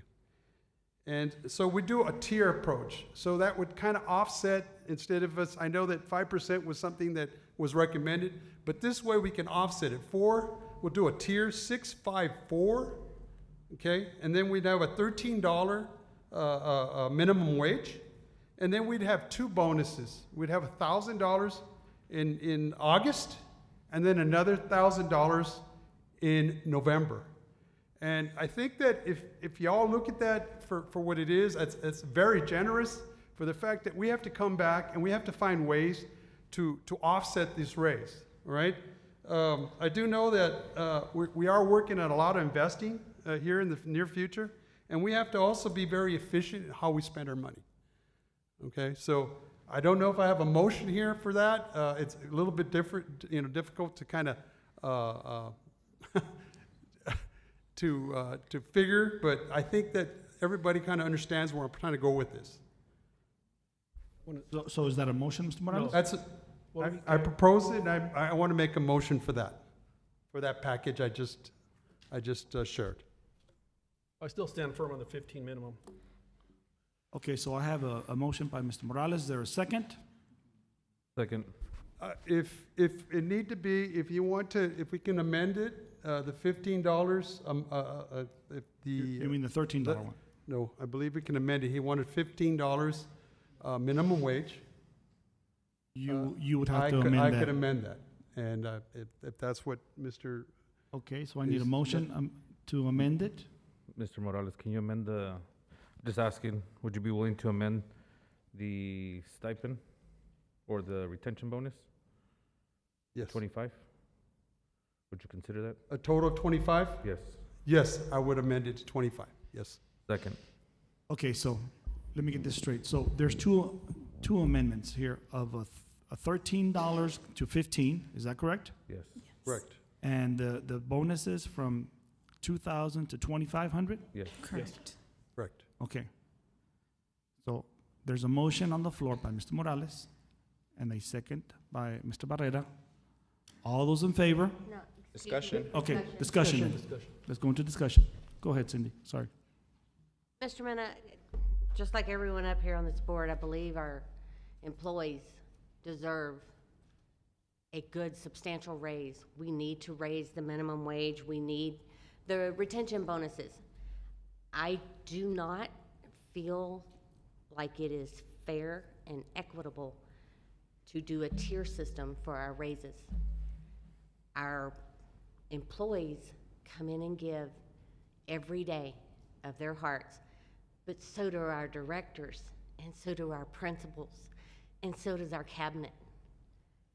Everyone in this district works hard, and I do not feel like we are valuing our employees by telling one group, oh, you deserve more than the other group.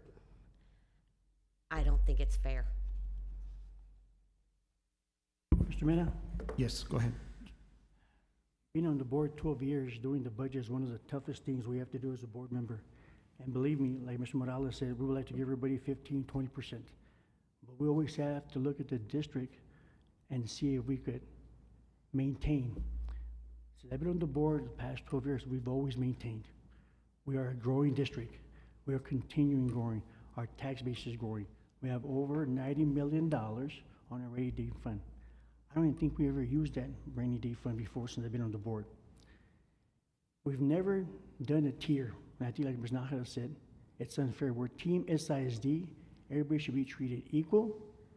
I believe the compensation for 7% is great across the board. Across Texas, Houston gave an 11%. Brownsville today gave a 10%. I think EPISD is looking at 5.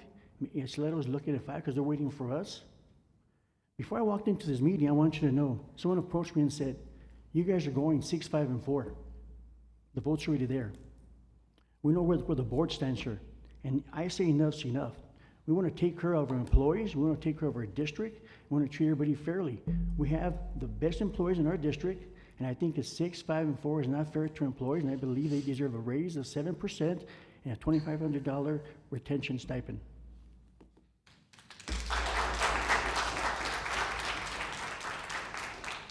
A tier system is, in my old profession of law enforcement, the tier system was already in place. Officers got their 5%, 6%, sergeants, 4, lieutenants, 1, everybody above there got 1%. Fair or not, it's just the way the system works. 1% when you're making, $100,000 a year is a lot more than when you're making at a lower end of the wage scale. The amount of money is different. I asked for a $15 raise and you guys blew me off, and that was the minimum. I'm trying to take care of the people that actually need our help out there.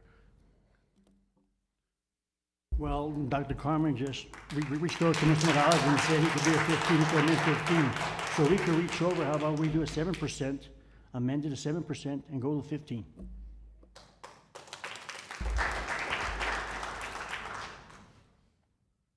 We have Any other comments? I guess no amendment to 7, right? No? No. Okay. We're going to go with the tier system. And just to clarify that possibly, if you do look at cabinet or the officers, they do get a higher pay So at a 4%, it's still substantial increase in their wages. We went back to the 5% that was recommended. Well, the 5% is going to go to administration. So you think we're there as far as that front is met. The 5% that was recommended by Ms. Stiles, am I correct? Yes, sir. So the administrators are going to be fine. It's just now our teachers are going to benefit because we want to go to 6%. And that way we're able to go through and we can justify making it to where it can balance it and help us a little bit to our budget. So then I have a motion right on the table. We need to vote on this, guys. So, all those in favor, say aye. What's the motion again? Mr. Morales. So, I have a motion by Mr. Morales and a second by Mr. Barrera for a 6%, 5%, and a 4% minimum, $15 minimum, and a $2,500 retention bonus. Is that right, Mr. Morales? That's correct. Barrera? Yes, sir. Okay, there's a motion on the floor. A first by Mr. Morales and a second by Mr. Barrera. All those in favor say, raise your hands. Aye. Aye. 1, 2, 3, 4. All those opposed? Motion carries.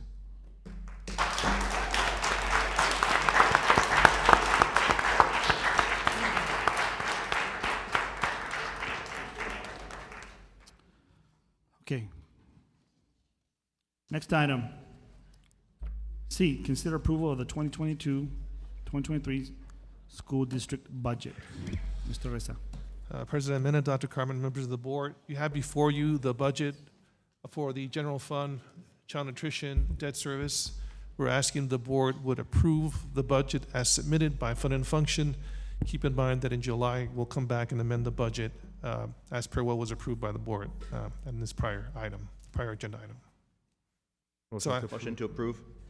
So I have a motion by Mr. Nájera and a second by Mr. Barrera. All those in favor?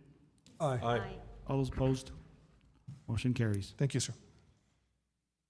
Next item.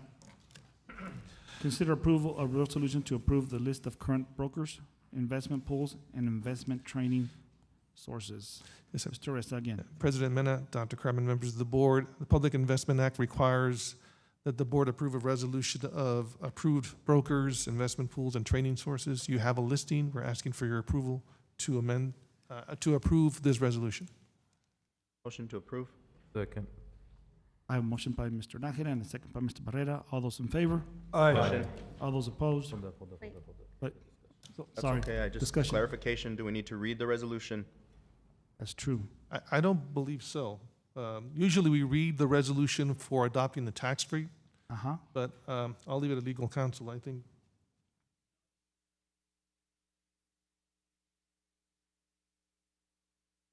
Fine, if it's not That's necessary. fine. If it's not necessary, we have a heavy agenda to go through. Okay, so, have a motion by Mr. Nájera and a second by Mr. Barrera. All those in favor? Aye. All those opposed? Motion carries. Thank you. Next one is number F, discussion and possible action to designate an employee officer to district calculate No, required. sir. Mr. I Mena? think you missed one, sir. I skipped E. Sorry, guys. It's been a long day. Okay, sorry, guys. E, consider approval to transfer $4 million of the general fund unassigned fund balance to the healthcare fund. Motion to approve. Second. I have a motion by Mr. Barrera, a second by Mr. Morales. All those in favor? Aye. All those opposed? Motion carries. Thank you. Okay, now number F. Discussion and possible action to designate an employee or officer of the district to calculate the required district tax rates and issue required notice related to tax rates and the school district budget. President Mr. Mena, Reza. Dr. Carmen, members of the board, Tax Code Section 2604, subsection C, requires the board to designate an officer or employee of the district with the responsibility of calculating the no new revenue tax rate and the voter-approved tax rate, as well as ensuring that the required notices on the tax rates and budget are published. Consequently, the administration is recommending the position of Chief Financial Officer as be designated as the district employee or officer responsible for calculating these rates and publishing the said notices. We're asking for a motion to approve that, sir. Motion. Second. So I have a motion by Mr. Guerra and a second by Mr. Barrera. All those in favor? Aye. All those opposed? Motion carries. Item G. President Mena, Dr. Carmen, members of the board, the administration is recommending revisions to CFB and DE local policies. The administration provided information on the rationale for these revisions via the Friday packet. We're asking for your approval of the revisions presented. Second. I have a motion by Mr. Guerra and a second by Mr. Nájera. All those in favor? Aye. All those opposed? Motion carries. Thank you. Item H, discussion and possible action regarding government procurement alliances. Tammy McCabe, is she here? Hi, good evening, President Mena, Dr. Carmen, and members of the board.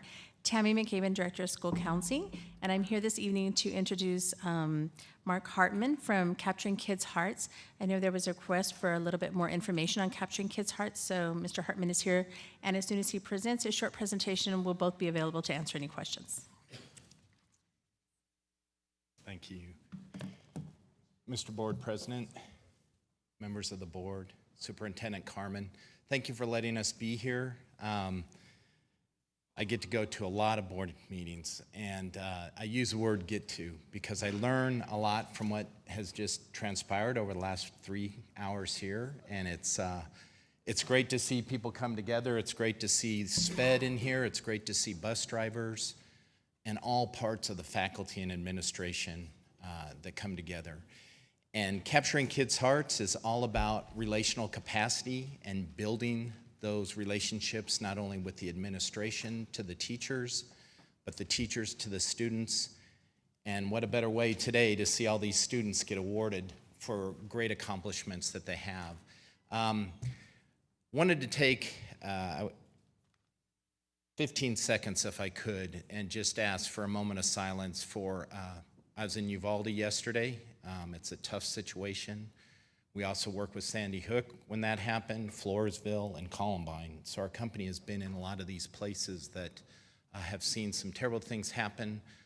But I wanted to take a moment of silence for the officers that are here, the ones that had left, the ones that secure your schools each and every day, and then the teachers, administrators, and all the other staff members, auxiliary staff that are there to help out.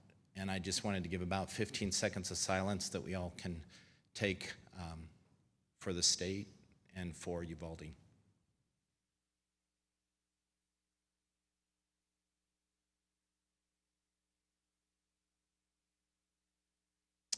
Thank you.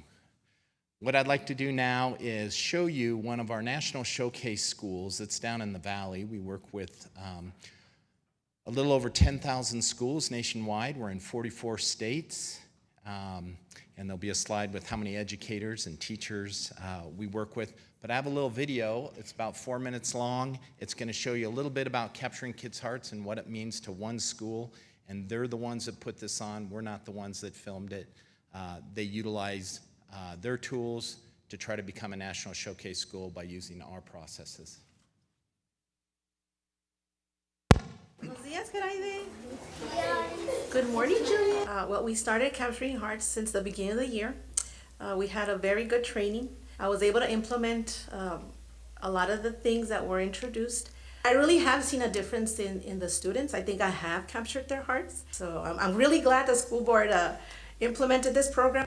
The purpose of implementing this process of Capturing Kids' Hearts was to give our teachers a tool that will enable them to intentionally build stronger relationships with our students. Students look forward to coming to school.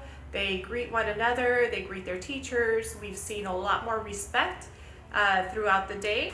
One of my favorite components of Capturing Kids' Hearts is our affirmation cards. The students are able to write notes to one another as well to other classes within our grade level or throughout the school if they'd like. And on these cards, they write thank you notes, they write affirmations to one another. It doesn't have to be very long.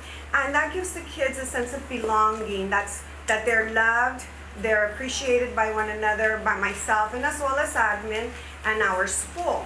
I'm excited to receive my affirmation cards because I know that I'm being appreciated to my class. Affirmations are used to make someone feel better about themselves, like if they're having a bad day.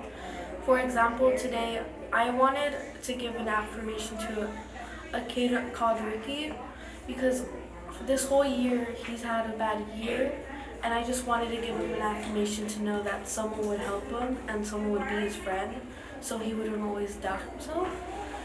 And that is the purpose of an affirmation, just to help them, make them smile for a day, because you don't know what someone's going through, and just to help them smile, tell them that there's actually something good about them. Our staff affirmation board that we've created so that we can be role models to our students, who we also do affirmations for in the classroom, and we want them to be able to find good things about each other in the classroom. So we wanted to be role models, and we made this display here, and each teacher will come by and there's a folder here, and you can just grab a little paper and just fill it out and send your shout out to whoever, and it gets put up here, and we try to get it full and have our entire staff participate. I really enjoy the hand signals and incorporating them in my class. It's easy and it's effective, and it's not difficult in any way to have them practice or have them really understand the concept of the hand signals.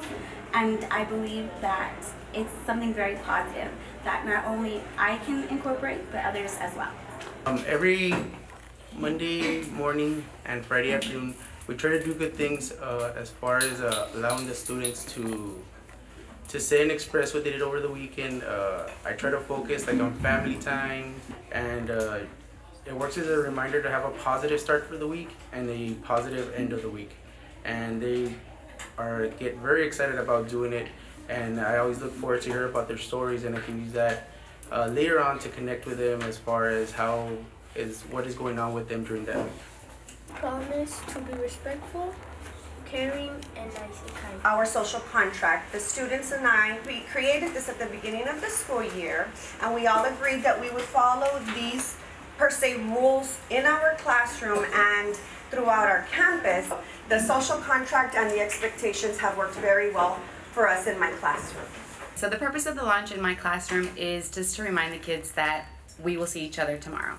I think the kids really enjoy the chants because we've done them so many times that now we try to remember what we did on Monday and try to go off of that. But I think the organization of it and having them plan out what they like and what they don't like during the launch helps, because they know it's going to be fun, we're going to be loud, we're going to be a little silly, and then I will see them again tomorrow. I love you today, I love you tomorrow, I love you always. Love you. Bye, America. So that's just a little bit of capturing kids' hearts that you get to see from someone else besides me. We talk about SEL, social emotional learning, but we add a T to it. There's social emotional learning and teachers, and I think we've all seen over these last couple years with COVID, the stress, the anxiety, the fear is not only in the students, the teachers, the administration, but the teachers also. And so how we utilize our processes and give the teachers and administrators tools to lessen those and to be able to help open up their amygdala and use science behind it and have oxytocin come out so that their body now can respond opposed to being closed off from fear and anxiety and stress. Just a couple slides here that I can show. Mission is bringing out the best in all of us, and I think we saw that with some of the students earlier. That was a great circumstance that we get to award and praise students. Some of those students as seniors may not see each other again, but what a great thing that we get to do to affirm them in front of everyone, and you did a great job with that.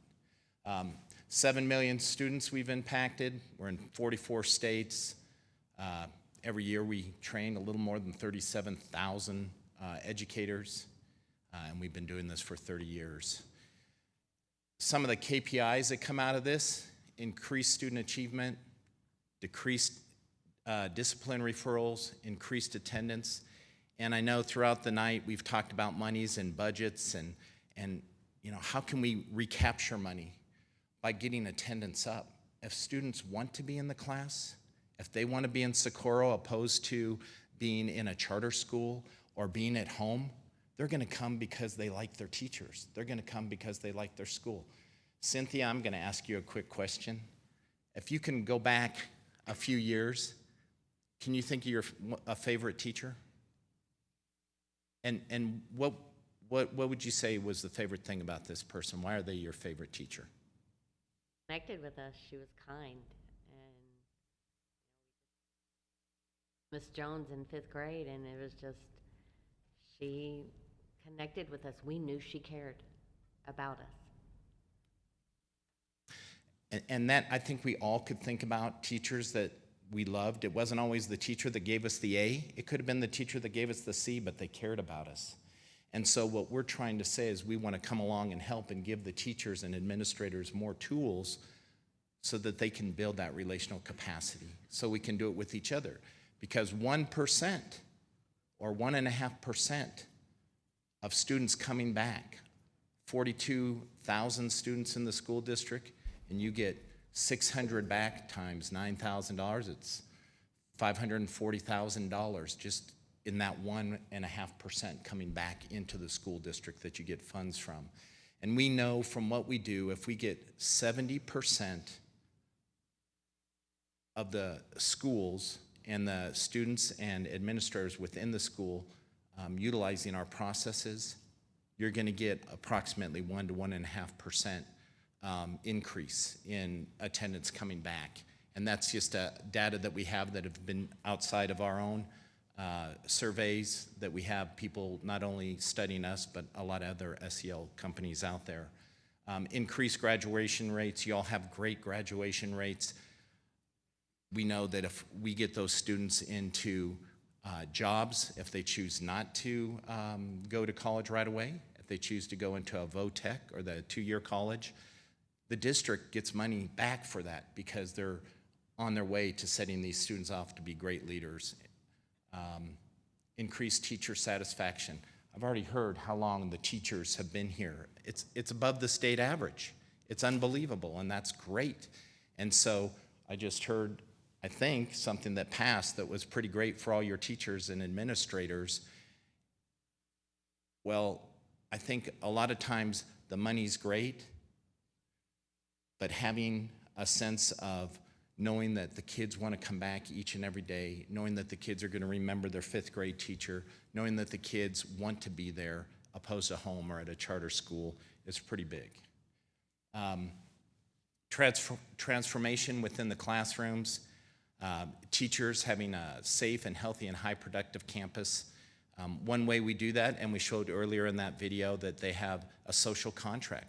That's student-led. They're the ones that decide what's on that social contract. It's a living, breathing document, so they get to sign it, and then they adhere to it.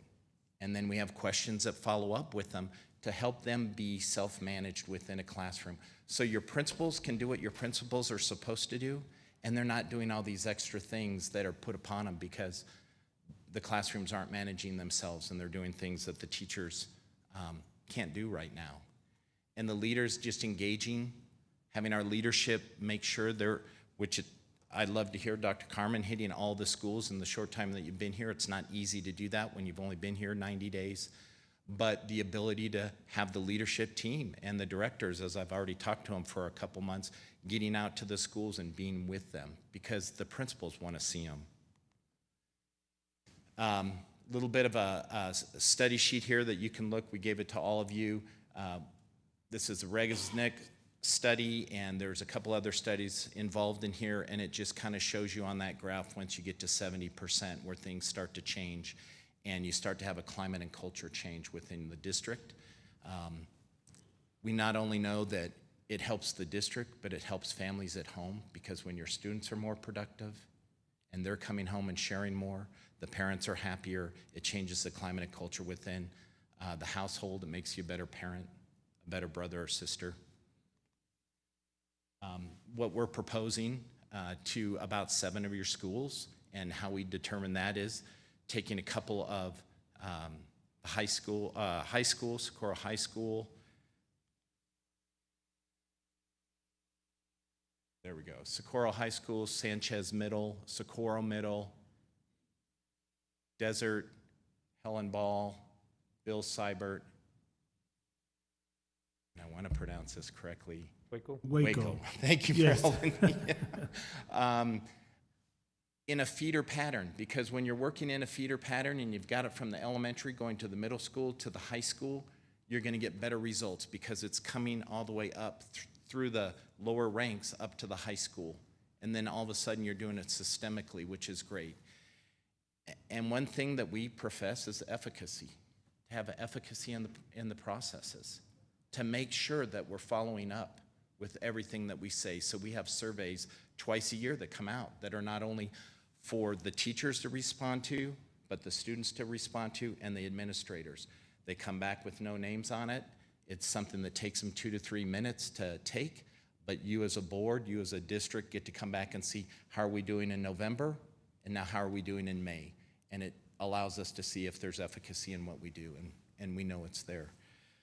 So we're just coming here grateful to have the opportunity to be able to work with y'all, work with your staff, and just take it to the next level that you're already at. We already heard at the very beginning of the meeting about 3.5 hours ago that Socorro is number one, even though one of the other school districts wants to say that they are. But we know that we are, and I heard it just with you all fighting for your teachers and administrations. But I'd love to take any questions. I'd like to- Yes, go ahead, Mr. Barrera. Go ahead. Who would be the one at the campus, I guess, running this? Would it be the principal or is it the counselor? That's a great question. It starts at the top.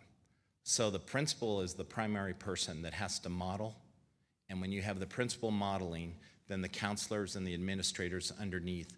But we do train your counselors with our character lessons and the students also with the character lessons. So we have 55 character lessons from pre-K all the way to 12th grade that they're getting their character lessons that they require by the state. So every day they're getting character lessons taught to them, and the counselors are engaged in that. But ultimately, it comes from the superintendent to the directors, and then it comes down to the principals at the campus level, and they're the ones that direct it. So they're the ones that manipulating all the paperwork, dealing with all the paperwork and stuff. It's not adding more work to the teachers, I guess. And that's another, I appreciate you bringing that up. It becomes your DNA, so they go to a 2-day training, and it becomes who you are. And as you do it day after day, there's not a book that they're checking off. There's not something that they have to get in front of the kids and do every day. This just becomes who they are. And I think, myself included, as educators, when we came out with a thriving heart to want to help kids and do well as educators. But somewhere along the way, we kind of lost some of that because we have STAR testing, we have all these other things. We're not trying to add anything there. We're trying to bring back that vigor and fun that teachers used to have, or some of them still have, and now emulate it to the rest of them. And so work together on that. So the question that you're asking, well, is there extra stuff that's on their table? No, it's the SEL, what we train them in the classroom, and then we have a cohort meeting with the principals once a month, and they're with different principals from around the United States to glean the pros and cons of what's happening on their school or opportunities that we can build upon. Thank you. Any other questions, Mr. Morales? Nope, I just want to make a motion to approve. Okay. Second. So I have a motion by Mr. Morales and a second by Mr. Barrera. All those in favor? Aye. Aye. All those opposed? Motion carries. Thank you, sir. Thank you. Okay, the next two items are mine, item I and J. Consider approval of the 2022-2023 board meeting calendar and agenda cycle. As in the past, the board meeting calendar has been developed using the third Tuesday of the month for the regular board meeting. With the following exceptions, in July of 2022, we are proposing the fourth Tuesday of the month due to the summer break. And in December of 2022, we are proposing the second Tuesday of the month due to the winter break. Do I have a motion? Motion to approve. Second. A motion by Mr. Barrera, a second by Mr. Morales. All those in favor? Aye. All those opposed? Motion carries. Thank you. The next item is consider approval of delegate and an alternate for the TASA-TASB Convention Delegate Assembly.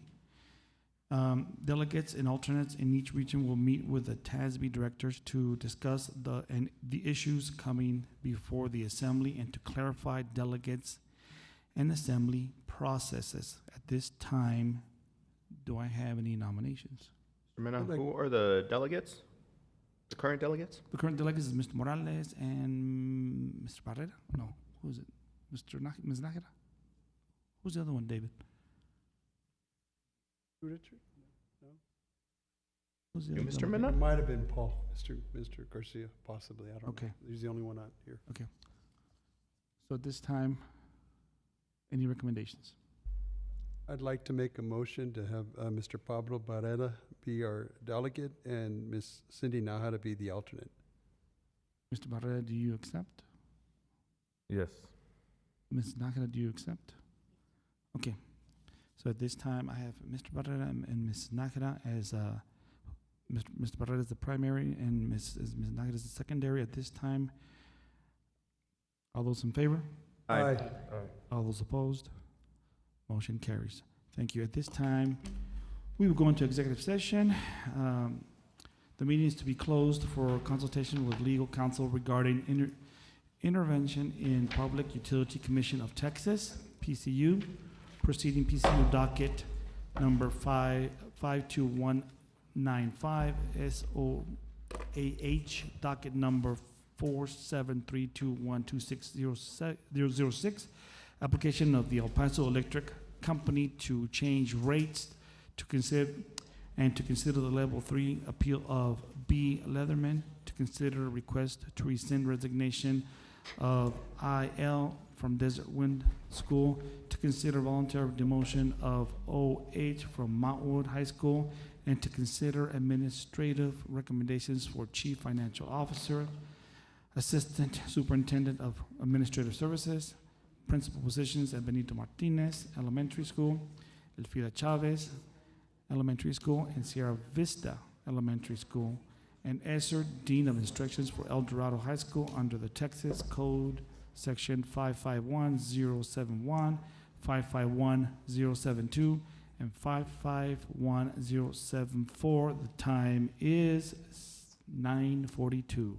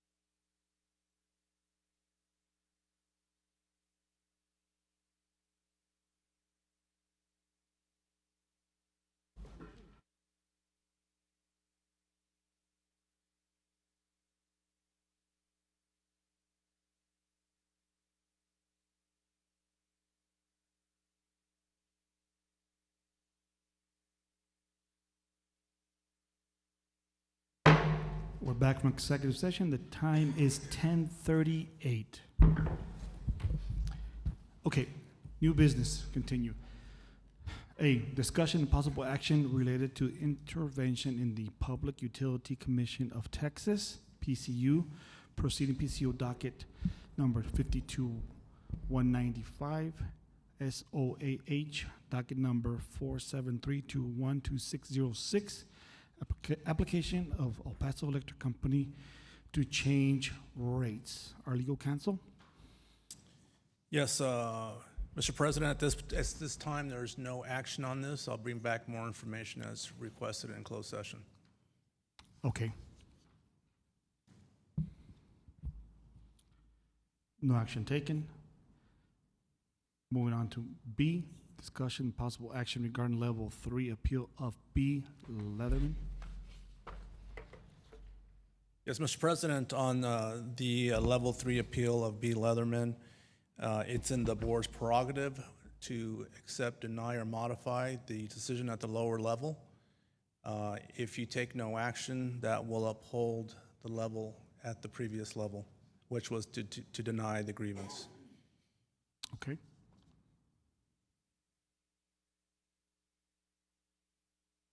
Okay, next item, no action taken. Next item is C, discussing possible action regarding rescinding resignation letter from IL from Desert Wind School. Yes, Mr. President, in accordance with the presentation and discussion in closed session, I recommend a motion to accept the rescission of the resignation of IL from Desert Wind School. Motion to approve.